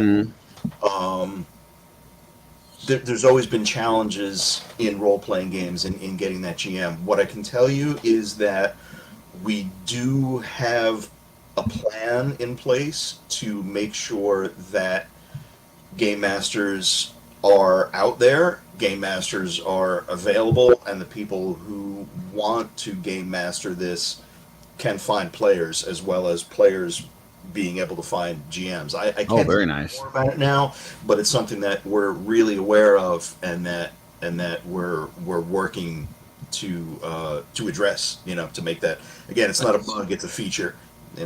Yeah, that's awesome. I know. We were talking before the show that I used to play a lot of World of Warcraft, and I think one of the coolest features that they put in, and it's been many, many years ago, but you would I remember there was days early on in World of Warcraft where you would have like a full group, but you just needed one healer, or you needed one tank or something, and you're just like spamming like the general chats of like the whole world, like trying to find this and stuff. And then they created a kind of looking for group system where you could go in, you could say, hey, we've got all of these different roles filled, we just need this one role. And then somebody else may go in and say, hey, I'm just this one role, but I'm looking for a group that has all the other stuff. And then boom, they would just marry you up like really quickly. So, I mean, what you're saying, I don't know the ins and outs, but it sounds like something like that would, help bring people together a little bit easier. And if so, that sounds awesome. Yeah. I can't say too much about it, and that's the reason for that is because we're still exploring it. We have some really solid ideas. I want to say I have 3 really solid ideas of how we're going to address this, but because none of them are finalized yet, I don't want to make promises, or say that there's a particular, direction we're going when that might change. But as soon as the details are worked out, I will, make sure we're putting it out there. And certainly by the time, the game is dropped, we want to be able to support it, with a community of players, and with, a community of, your FLGS, your friendly local game store. It's got to be something that's out there for people to find, and we've got to work with, retailers, brick and mortar shops, online retailers, all that, to get this out there and into the space where people are going to find it and play it. Very cool. I think with one thing that's really cool, and why I've become so involved in Mythic Legions and the Four Horsemen product, is the community that has built up, and you guys have built up around the company and the lines between the Cosmic and the Figura and all that. And of course, the Infinite coming next year, or whenever that is. And with the game, I think, the right people will find, I mean, because the community aspect of this whole group, not to sound super cheesy and everything, but like, for the birthday special last night on Purple Gang Gang, the people in the chat and just all the comments and stuff, I've always kind of kept back birthday stuff, from social media, but seeing how much people like to celebrate each other in this community, I was like, I'm not trying to highlight myself, but just how much that brings people together. You know, someone just be like, hey, happy birthday, or here's this, or if someone's having a problem with stuff, you know, people will come in and try to support them emotionally. And just so much community has come around these lines. And then you guys are making toys.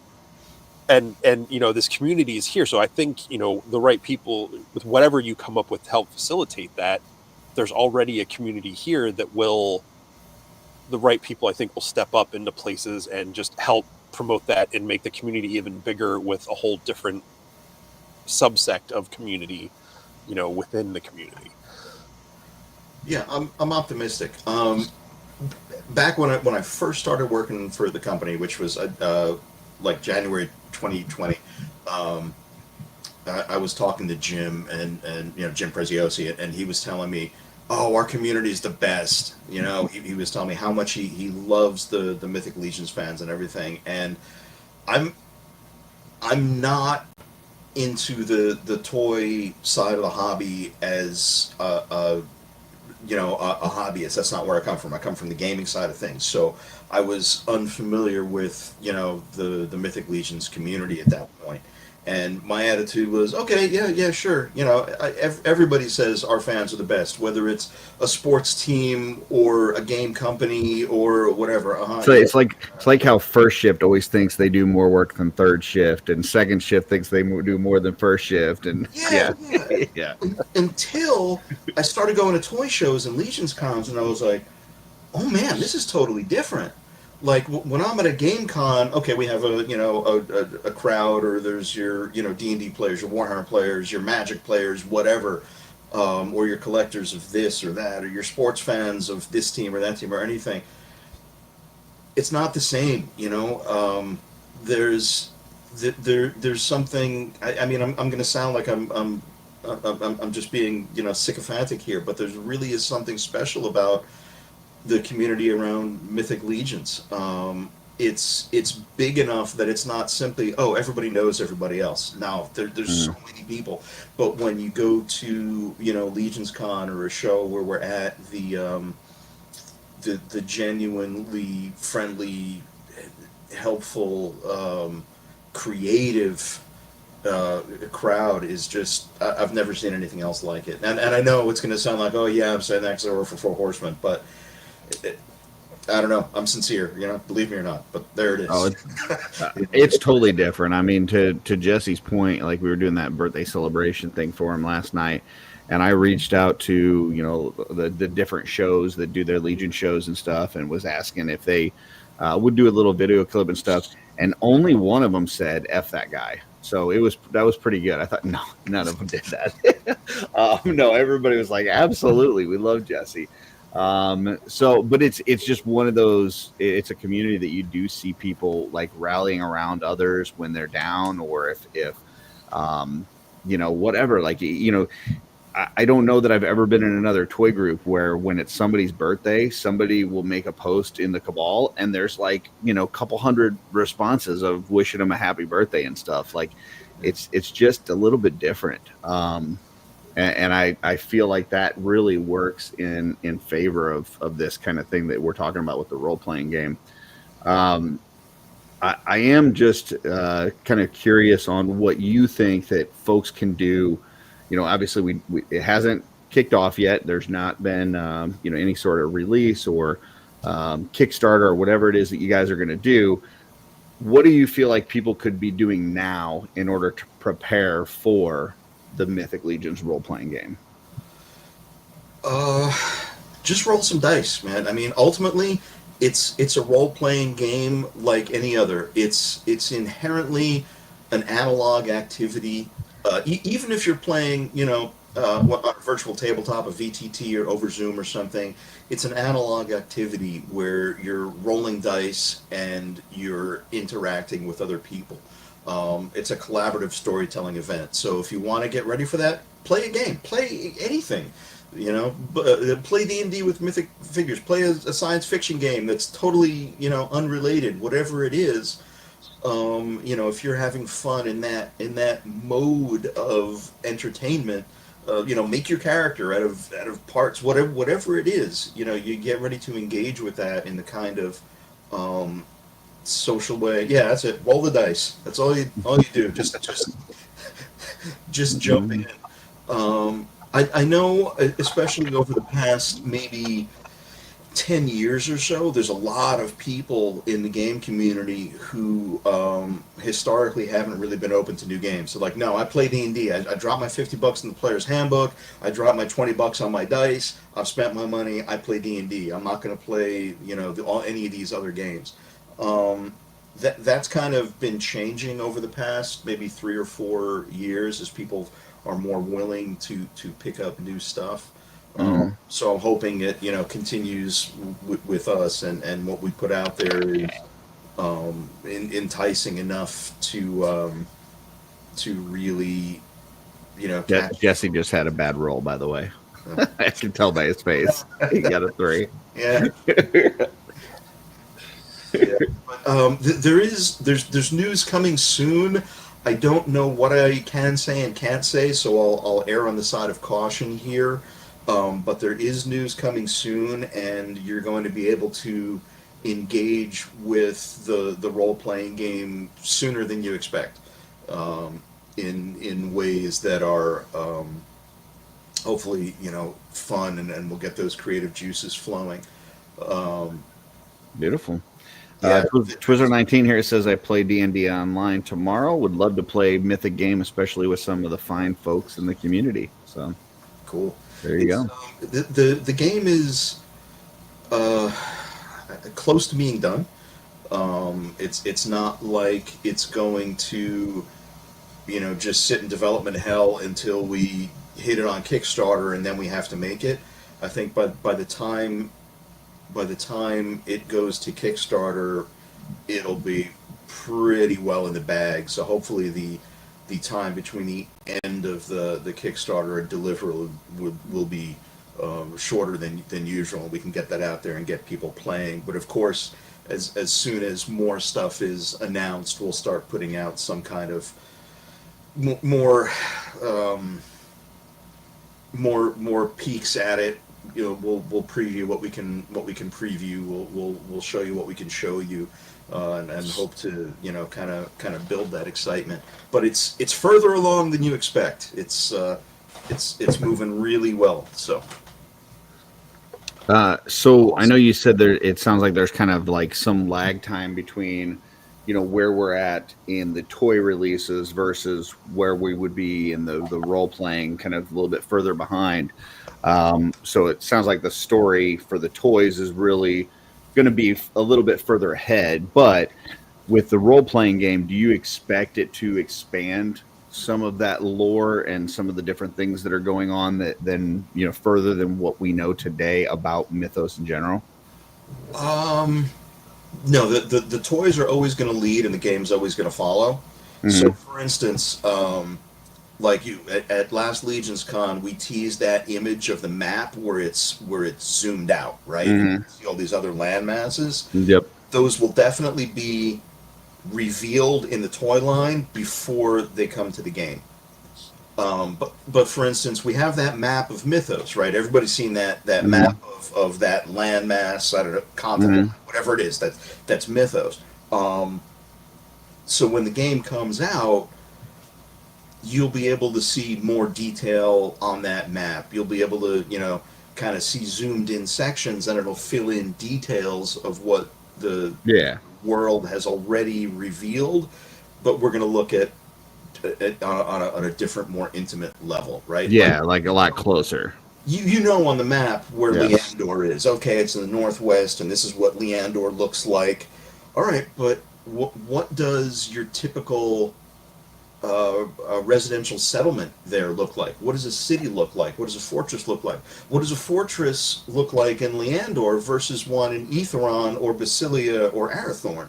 So all that stuff, these lands exist. You'll be able to get a lot closer, personal, more interactive look at them.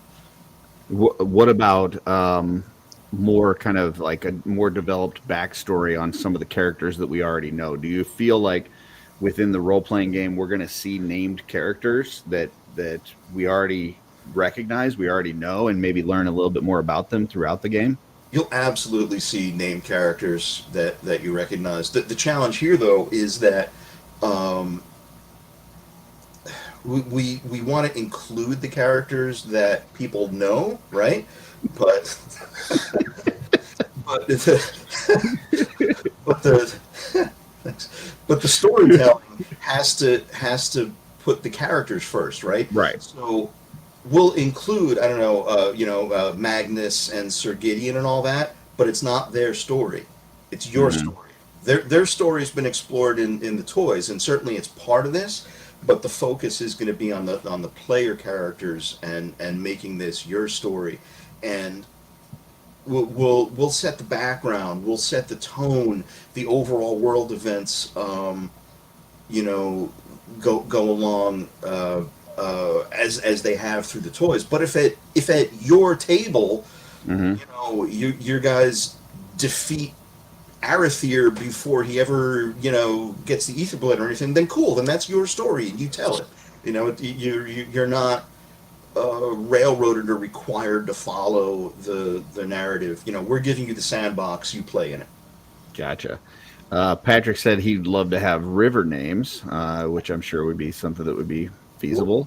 Working on it. And then Steph just wants to make sure that girls are not excluded from this, right? Like girls can play the role-playing game. Absolutely. Okay. Two things. First, I just want to call out P. Boyle for 2112. That's I know you weren't born February 1st, 2012, so that's got to be a Rush reference. So big ups for that. And yeah, I'm working on things like river names and you know, settlements in more detail. And as far as girls being included, everyone's included. We've worked really hard to ensure that it's really welcoming for everybody, no matter what your background, no matter where you're coming from. That there's something here for you to enjoy. It's not like it that hasn't been difficult because it's one of the things that's been kind of baked into mythos. So if you look at D&D, one of the, again, I don't want to call it a problem, one of the issues it's encountered over its 50-year lifespan is that when it started, the influences, you know, your Appendix N fiction, your Conan and your, you know, Edgar Rice Burroughs adventure stories, were all very much, and then the mythology and everything was all very much Northern Europe, right? It was white men, and that was it, and that was the focus of the lore in the game. Sure, anybody could play, but that was the default. Over 50 years, the role-playing crowd has become a lot more open and a lot more diverse. I mean, man, when I was in high school, you know, the nerds all looked like me, right? We were white males. That was it. That was all there was. And anyone else in gaming, whether, you know, a different gender, a different ethnicity, whatever, was not a thing. But now, you go to a game convention, everybody's represented there, right? You know, all genders, all ethnicities, everybody's there. So the games need to reflect the players. So when you look at what Eric's done with his choices for Mythic, it's been really organic, and I think unless you look for it, you're not even going to notice it because it's not like beating him over the head. There's women, there's you know, Asian looking figures, there's black, there's all kinds of different skin tones, and there's all kinds of different cultural influences in there mixed with that kind of start of the you know, Northern Europe medieval thing.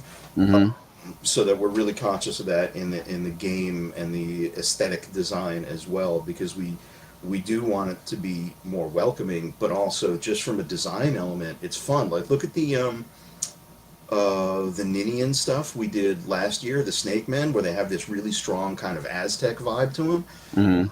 It is so cool, as I would assume for Eric as a sculptor, but for me as a painter to get something and go, oh, cool, I can look at totally different reference material, you know, while I'm painting this. And just from an aesthetic sense, look at the way the Aztecs used color in everything from their armor to their clothing to, you know, feather headdresses and stuff, and it's just an aesthetic choice that is a lot more fun. So, you know, we wanted to make sure that's integrated into the game as well.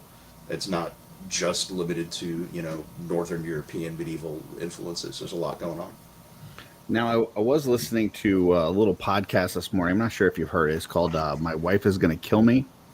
It's kind of coming, Twice, yeah. yeah, newer podcast. And there was one of the hosts on there, this Stephen Bouchardie guy, something like that. He was saying that he kind of feels like in Mythos, there's been this tendency to make all of the women very kind of powerful leaders and in prominent roles. And with this new wave that was just revealed, he's going to kind of mix up some of the accessories between the characters. And he said the female in his is going to be using the frying pan over the campfire to make food for all the rest of the folks. Okay. Just what would you maybe think about that? Again, at your table, you do anything you want to do. Our job is to facilitate it. So I see what Vine Jungle just put up here. Mm-hmm. We are addressing and trying to avoid any inherent racism. Orcs aren't evil. Orcs are orcs.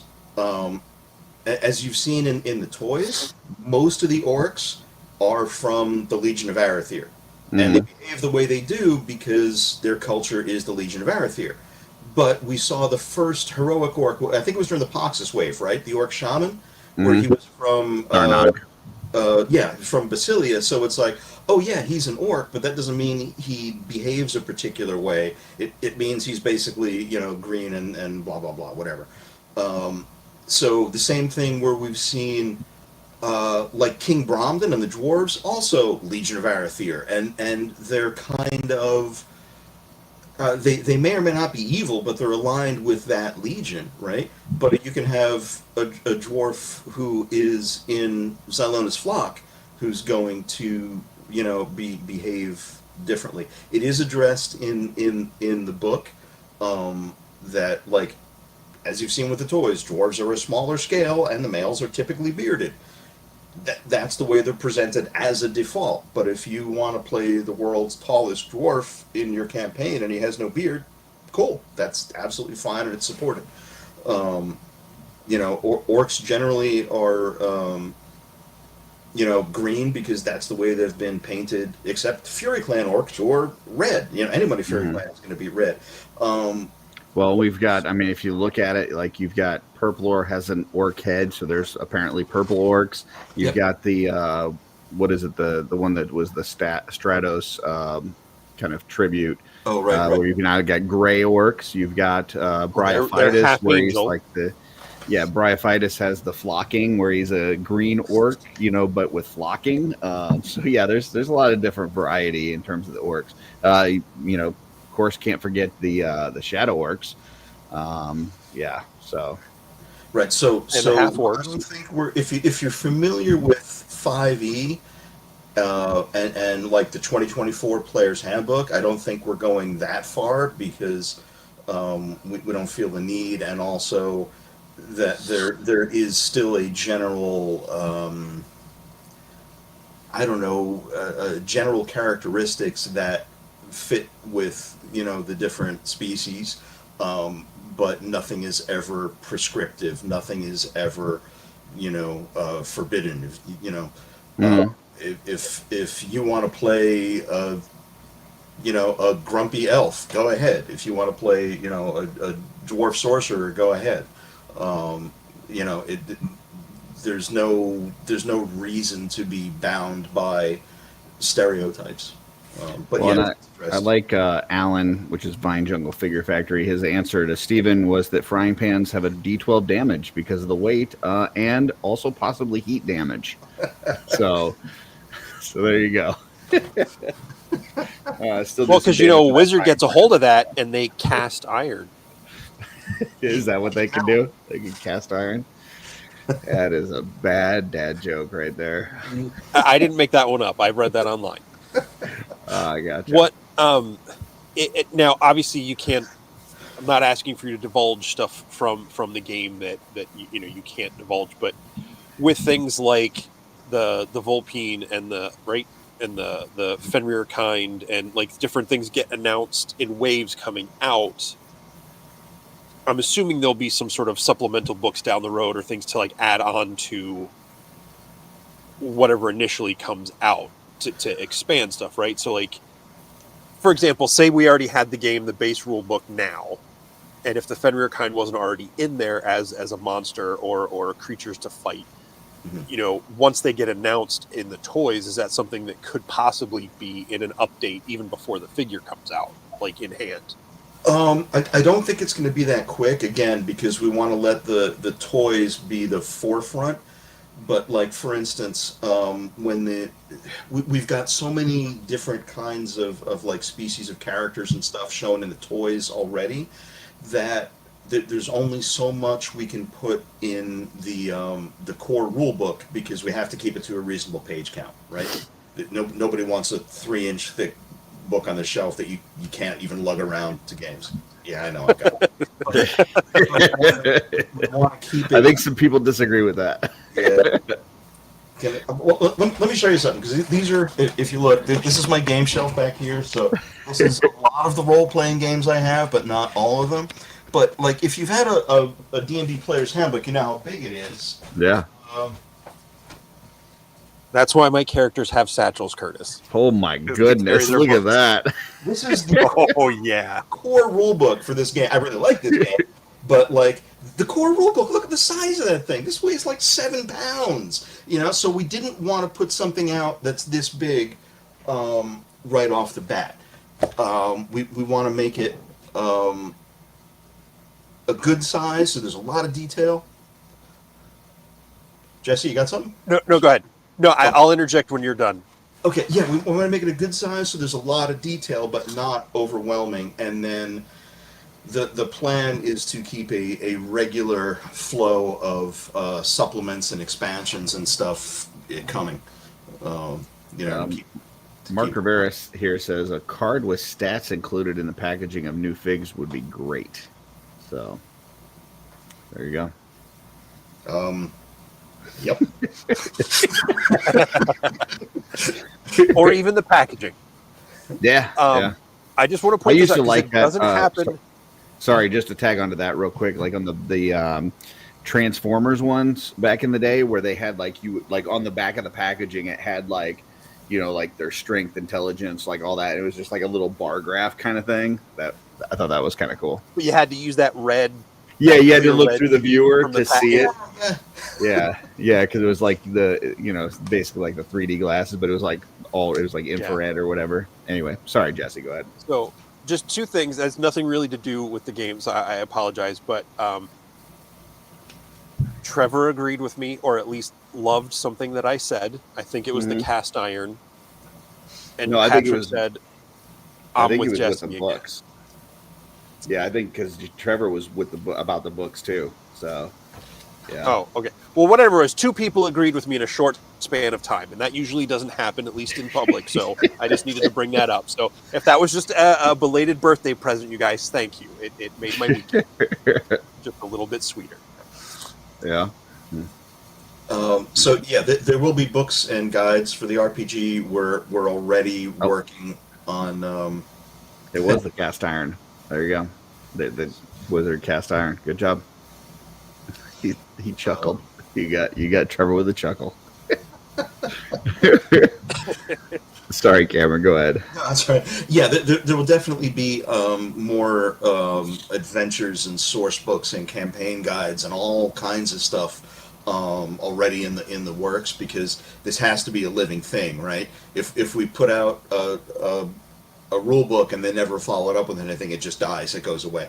So this is a full-on commitment to keep this stuff coming. And again, the toys are going to be the flagship. They're going to drive that overall story forward.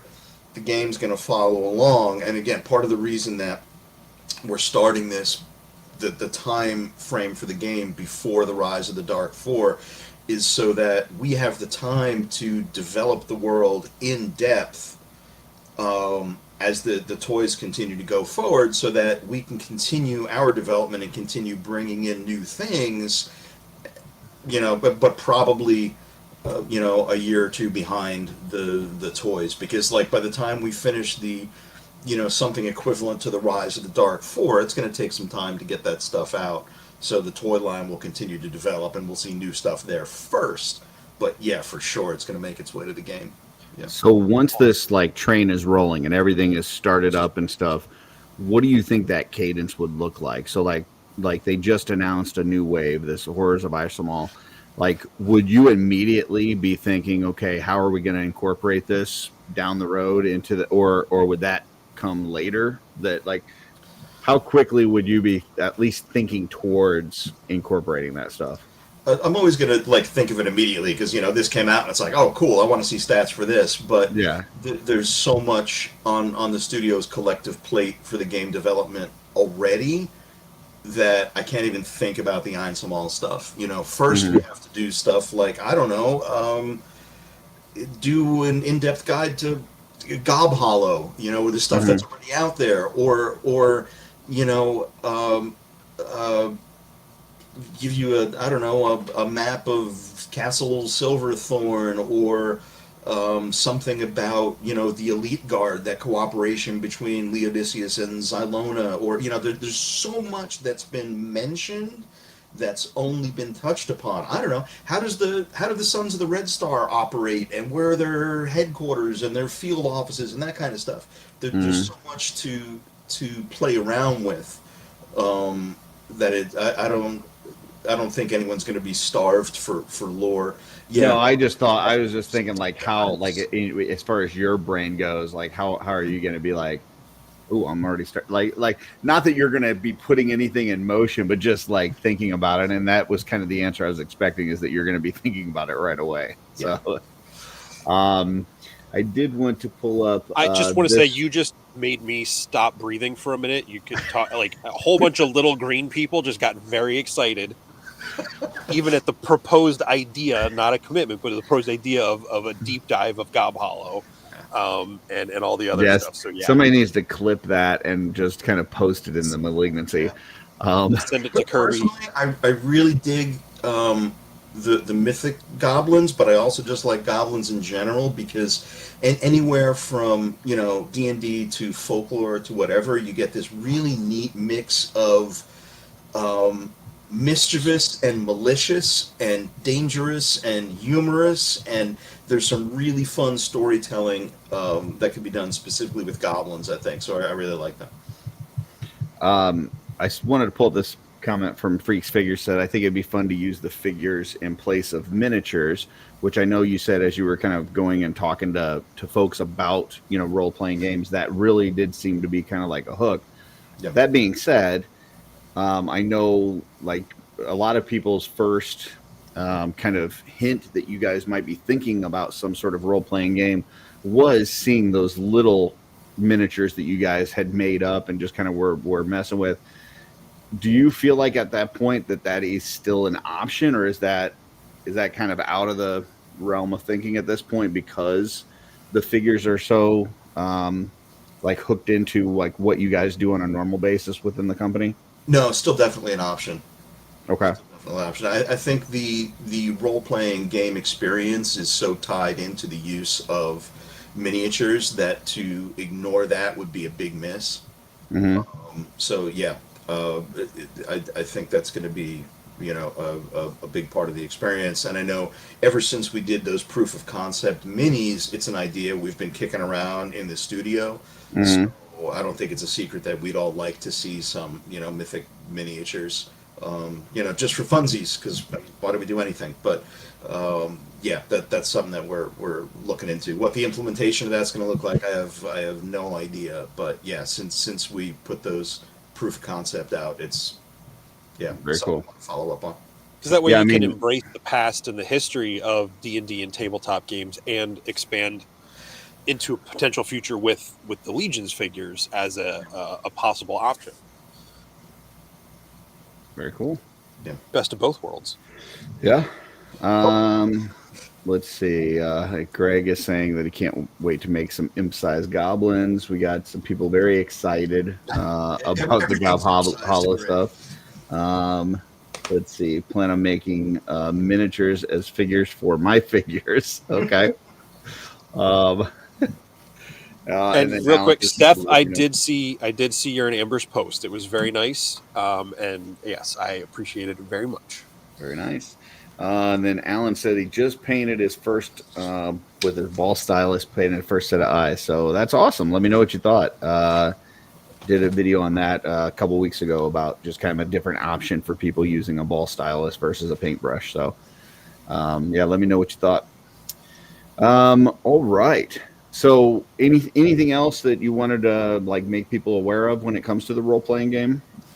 Just keep your eyes peeled. There's information coming sooner than later, and you know, if there's stuff that people want to see, if there's stuff that is you know, more exciting, if there's stuff that's less exciting, any feedback is always welcome. We're always listening. We're always open to hear what people have to say. You know, we have our you know, design elements in mind, but we certainly want to make sure that we're giving folks what they want to play. You know, so give us that feedback.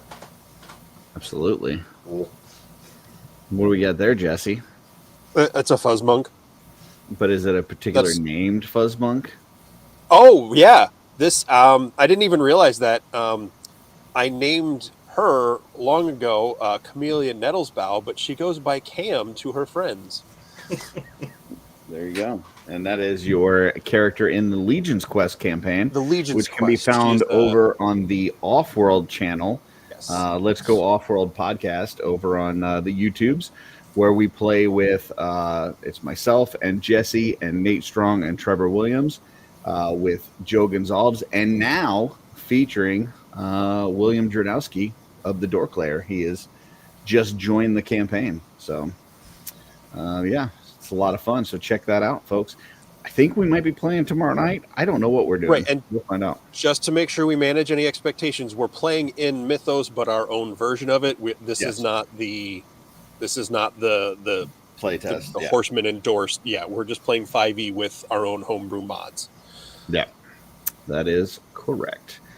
MJ says, is that a life-size ogre-scaled mace behind Cameron? That is replica Gimli's axe from Lord of the Rings. There you go. I have my mace in the other room. What about, last year you did some kind of play testing with the role-playing game at Legion's Con. Do you anticipate doing that same thing this year? I anticipate doing something bigger this year. Very nice. More stuff, more fleshed out, more finalized. So yeah, definitely we're going to do some playing at Legion's Con, and however we can feature it there. But some sort of like breakout session, like time slot thing where people would go to. Yeah, I'm going to try to have other folks help me with it as well, so we can run more than one session at once. So if people kind of want to walk up and do some demo stuff, I can tell you right now, Joe Gonzalez would be glad to volunteer. So just FYI. But you're going to be running a table that's going on during the show. Look, So. hey, don't put gum in my hair, or whatever the expression is. Yeah, I know Joe doesn't have a table, and Joe would be over the moon to help. So just FYI, I will definitely volunteer him on his behalf, because I know he would jump at the chance. Cool. So. As stuff solidifies for Legion's Con, we'll get that together. But I want to have an adventure written up just for that, and make sure there's cool game stuff to do at the con. But none of that's etched in stone yet. But yeah, for sure there's going to be some kind of presence. Awesome. Anything else that you'd like to promote or talk about, whether it's for Four Horsemen or anything that you're interested in that people should check out? Thanks, but no. I mean, honestly, whether by the way, no, I never did finish that kit that I picked up at IshCon last year. No, it's the Rhedosaurus from the Beast from 20,000 Fathoms. I haven't finished it yet. But honestly, the game has really been foremost in my mind for many months now. It's what I'm working on every day. Every time I'm, online, I'm always looking for resources, keeping up with news in the RPG community, etc. But yeah. And no, I can't stretch the commute. I live a half mile from the studio, so sorry, no room for that. Even if I walked, it wouldn't happen. But thanks for the opportunity. But no, the game has been really, I've got kind of tunnel vision for it right now. So I'm sorry, I do have another question for you. So right now, with you working on the role-playing game and still working on painting for the studio, like what does that breakdown of time look like for you, like within the studio? Like what are you spending on the toys versus the role-playing game percentage-wise? I'm probably spending 80 or 90% of my time on the game. Like for instance, I was working almost exclusively from home, which again, it's half mile from the studio, so it's really easy for me to pop in when I need to. But I'm working almost exclusively on the game until like this wave came up. When I went into the studio, I painted Garmer, I painted the gnome, and once those were done, kind of back to the game. What is a figure take for you? Like how long are you? It depends on the figure. The gnome probably took me 3 to 4 days, where the werewolf dude took me about 8 days. There was, first it's a physically larger figure, but also there was a lot more fiddly stuff to do on him. But also when I'm painting, what we do in the studio is that we always paint 2 copies of everything. One copy stays with us for the archive and for Trevor's photos and that kind of stuff, and the other copy goes to the factories to have it for reference. Gotcha. So when I paint one, it's physically more time just because we have to do 2 at a time. Now when Trevor gets them, we've heard that there's been on the occasion where Trevor has accidentally broken some stuff. Do you ever have to go in and retouch up things and kind of fix it up before like a reveal and stuff like that? I drop and break stuff like that's what they pay me for. So I can't really point any fingers. So yeah, we're forever fixing broken stuff and touching stuff up. It'll be in our display case with the prototypes and just fall over. And I had to give him trouble. He did say that my figure was one of the ones that gave him the least amount of trouble doing the photography for. So I have to give credit. All credit here goes to Joe Vasopolo, because before Joe came on, when we were cleaning the figures for painting, all I did was like sand them and Dremel them stuff so that I could physically fit them together. If they were loose, it didn't matter. They didn't need to fit. Since Joe came on, he does a lot of that fitting. So before we send stuff to Trevor, Joe is at his desk making sure everything fits together snugly and perfectly, that it stands, that the joints move. Now, to do this with a 3D print is a huge pain in the ass. There is zero flex in that resin. But Joe works his magic and finds a way. He's done an absolutely fantastic job with the prototypes, making them a lot more friendly for Trevor to work with and for us to display and bring around and stuff afterwards. So. How does I get like a piece like a foot or something? I totally get 3D printed. That makes sense. What about like the joints and stuff? How does that work? Like for like an elbow joint or something, 3D print wise? The joints are printed in the same resin, and then we just sand them down because they have to be engineered in the digital sculpt so that they don't just slide together. The fit is so snug. Because I guess in the PVC or ABS or whatever they're using, there's a little flex in that plastic in the finished piece, right? So it's engineered for that. Where when we get it, the 3D print stuff, there's no flex, so we have to sand it down to make that room to put it together. But again, you sand it too much, and now it's just floppy and it falls apart, and you know.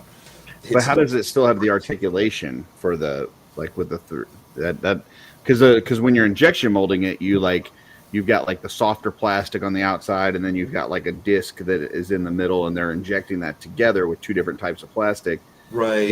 When it's resin, like how do they like pins through those discs and stuff? Oh, the resin okay. doesn't have any of that. It's just a flat disc and a friction fit. Okay, gotcha. So it's not anywhere near as robust as the production. That needs to be a T-shirt. A flat disc and a friction fit. It's a good one. I like that. Okay, so basically you're printing the pieces, and then it's just going together, and it's held together with friction. Yeah. But if you pull on it too hard, it's just going to come right apart. And Trevor says, and not much friction.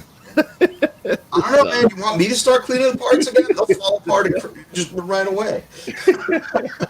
Yeah, I'd always wondered that, because I'm like, I don't know how you get like an articulated joint with a resin print, but I guess if it's just kind of held with friction, that makes a little bit more sense. So. If you remind me closer to Legion's Con, I'll see if we can bring some of the prototypes that we have, so we can show off how the friction fit and stuff is done. Oh, that's cool. Awesome. Yeah, because a lot of that stuff, like, you can't tell when you're looking at a fully assembled prototype. But now that we have a backlog of them, we should be able to bring something so you can see kind of into that, process.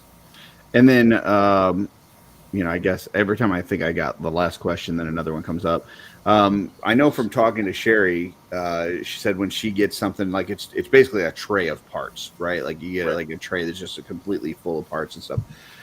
I know, like, if I'm doing something, I'll usually use like an alligator clip to hold onto a peg, or I'll kind of use like a stick with some glue tack on it or something. What do you actually use to like hold the parts to paint it while you're working on it? If I'm not holding it just in my bare hand, I'll put on a non-latex glove. Mm-hmm. There's a little kind of I guess it's almost like a jig set that Bill made years ago, where he took a piece of wood and drilled a bunch of holes into it, and we have these metal pins that fit in the holes. So if I have something really fiddly, I can kind of tack it, like glue tack it to the end of one of those stainless pins, and either stand it up in the hole or just paint it and then set it there to dry. And we have hair dryers around for rapid drying stuff, so you can't just put it down and let it flop on the desk. But along with breaking things, I will regularly drop things that then roll through my palette on wet paint. I've had that happen before. You think I'd learn, but no. I was painting. Jesse has this little. Do you have your Meep logo on here? Yeah, he's got up here in the top corner. Where I'm at, you've got the little Meep character from Jesse, and he's got a little figure of that, and it's basically one solid print with the exception of the head. The head comes off, the rest of it's a solid print, and there's really nothing to like grab onto or hold. So like I couldn't like clip it into something or whatever. So I'm sitting there holding it and painting this thing, and I must have dropped that thing in my wet palette 3 times as I'm like getting close to finished with it, and then just drop it right in my wet palette in a bunch of paints. And I'm like, oh gosh. Alan here says that it helps to see the pins when you drop them on the floor. You can see the pins really well. So, yeah. But Trevor did say that he shows people the prototypes at Intern. He lets them try to stand them up and watch them get frustrated. So, yeah, listen, I mean, we talk about Trevor's photography all the time on here. He does amazing photography regardless, but when you consider that a lot of the things he's working with are these prototypes that are really hard to get into those poses and in those shots, like, yeah, he's a master at what he does for sure. So cool. Well, I think that's all I've got. Jesse, you got anything else for Cameron before we let him go? I just want to really thank you for spending time with us, talking about the wave, talking about the game, and just hanging out with us and answering a lot of questions for stuff you can't answer completely. Yep. And we really, well, both of us really appreciate you doing an amazing paint job on that Burris figure. So, yeah. Thanks. Thanks for having me, guys. It's been a blast. I love talking about the toys and about the games, and and anything you ask, you want to know, please feel free to ask. If it's anything I can't say, I'll tell you I can't say. But other than that, like I said, I love talking about it. It's so much fun. All right. Well, thank you for joining us. We're going to put you backstage. If you've got to run, we understand we've kept you a little bit long. So if you got to run, that's totally fine. If not, hang out backstage and we'll be right with you. Cool. All right. Bye, Cameron. That was fun. I like that. We got some insight on Yes. the painting process, got some insight on the role-playing game. Sounds like something's coming soon. And it sounds like some fun at Legion's Con. So Absolutely. And yes, I do have a table to run. I guess technically table and a half, helping with the Wolf King. But I've got guys. I've got people. I mean, I've got friends that'll run their side of the table. Call my people. Yeah. Don't stretch yourself too thin. We know what happens when. Look, I'm just saying. I know. This is. I only have one roommate, so I have at least one of the beds, and I have a new air mattress. So even if I have two roommates, I have a bed this year. This is odd year Jesse. Odd year Jesse is not supposed to collapse at Legion's Con. We'll save that for even year Jesse. Correct. Yeah. Odd year Jesse doesn't collapse. It's even year. Yeah. That was fun. Do we have a show next week too? We do have a show next week. But before I get into that real quick, folks, coming up in 2 weeks, the Great American Toy Show up in Taunton, Massachusetts, or Taunton. I don't know. They say things weird up there. Chris Kahn's presenting this. I will be there for Wolf King, probably somewhere near or right next to the Four Horsemen, with whatever street team or I don't know what the setup is. I think I don't know. I think it's Jeremy. I don't know. What was it? Oh, Wolf. Thank you. No problem. I only caught the tail end of that, and it just sounded like a small child falling down a well. There we go. There we go. Wolf King. But that's coming up July 19th. In that, and I know you're going to be at Joe Fest, Jolanta in September. Yep. And then of course, Trevor says, "Wait, you do a show every week?" I think there's only been 1 week. Was it 1 or 2 weeks we haven't done a show? I think it was just one. I think we only missed one week. So, but next week we have the guys. There was a big buzz over that Miniature Legions magazine in one of the toy shots, which is put out by Toymerks, is an actual magazine people can order from them. So we've got. I apologize. I only know their screen names. What is it?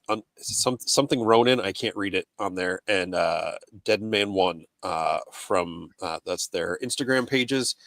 And Toymerks is the magazine. This is this is what we're talking about, the Legions magazine. Yes. So I'm really excited to kind of figure out what this is and how is there like a regular, because it looks like it's per issue is what's going on here, but I don't know if there's a subscription option or whatever. How often they come out, like what things are included. I believe it was twice, like every 2 months or quarterly, I think is what I saw. So there's 2 issues out now, or one out, and a second one is about to come out. Save some stuff for next week. We gotta make sure people tune in then. Okay. I'm just saying. All right. But excited to learn more about this. And who doesn't love that one with the cover of the legendary barbarian on the front? That's pretty cool, right? Yes. And just so Cameron doesn't have to get the Horseman legal team, it's just called Legions. It is not strictly about Mythic Legions. I believe it is just a toy magazine in general. So I saw him getting ready to dial a phone and call somebody. So, he had Iz Ramirez on the phone. He was talking to him in the background. All right, but no, that's it. Trevor, speaking of doing a show, do you guys have a show tomorrow night? Let us know in the comments, because then we also got to figure out if we're doing some sort of. Just shoot us a message in mean, just shoot us a message in Messenger. You don't have to stay on the show and talk. Well, to I would us. like to promote their show if they are doing one. Oh, you know, he said yes. Yes. So Legion's Lounge tomorrow night. Yeah, I'm sure they'll be probably talking about the new wave. They'll have some cool people on there because, you know, Nate and Dorklair and Trevor are all cool people. So yeah, tune in, check them out, and then we'll see if we're doing some sort of D&D. Blake says per issue, no subscription. Whoa, what is this? What is this? I'm just reading the message. Blake's the one giving out all the It wasn't a super chat. You didn't have to read that. I'm just trying to read what the people are putting here. Blame Blake. Thanks, Blake. Nobody has to watch next week. Blake gave you all the information. So, yeah, I'm sure we'll find something else to talk to them about. So, I guess. Just kidding, Blake. Jesse, I just want to say happy birthday. Hope you had a great birthday weekend. And congratulations on the official, official tribute. I am super excited. I'm as excited for your tribute as I am for mine. The fact that we got those together makes it even that much more special. And Trevor, let us know when we can get those prints because I need to get those on my wall. That would be super cool. So, but congratulations. I'll have Jesse. to take something down to get them on. Well, congratulations to you, Mr. Mayor. Thank you. Thank you. And thank you all. I love to how he's people- like in everybody's business and just like, hey, look at me. I'm standing on a barrel talking to everybody. Like, listen up. I got important things to say, because that's what I would do. So, yes. Well, they don't have shows and YouTube channels in Mythos, at least that we know of. So, yeah. So you just got to, as people are coming in for the night, and they're like, I just want to drink. I just want to be left alone. Like, and then here I am on a barrel. Instead of inserting himself into all their business by like going to their homes and just like walking in unannounced, he made a place where they could gather so he could get involved in a place where they could come to him. So it's like the opposite. Yeah. Yeah. Opposite technique, same result. Yeah, very much. All right, folks. Well, thank you for tuning in. We appreciate those joining us live. Everybody watching us on replay. Look forward to that role-playing game. It's going to be a ton of fun. Yeah, I'm inviting myself on the lounge tomorrow night too. So just wait. And in Cameron's word, some sort of information sooner than later. So there you go. Okay. And until next time, folks. What's on your shelf?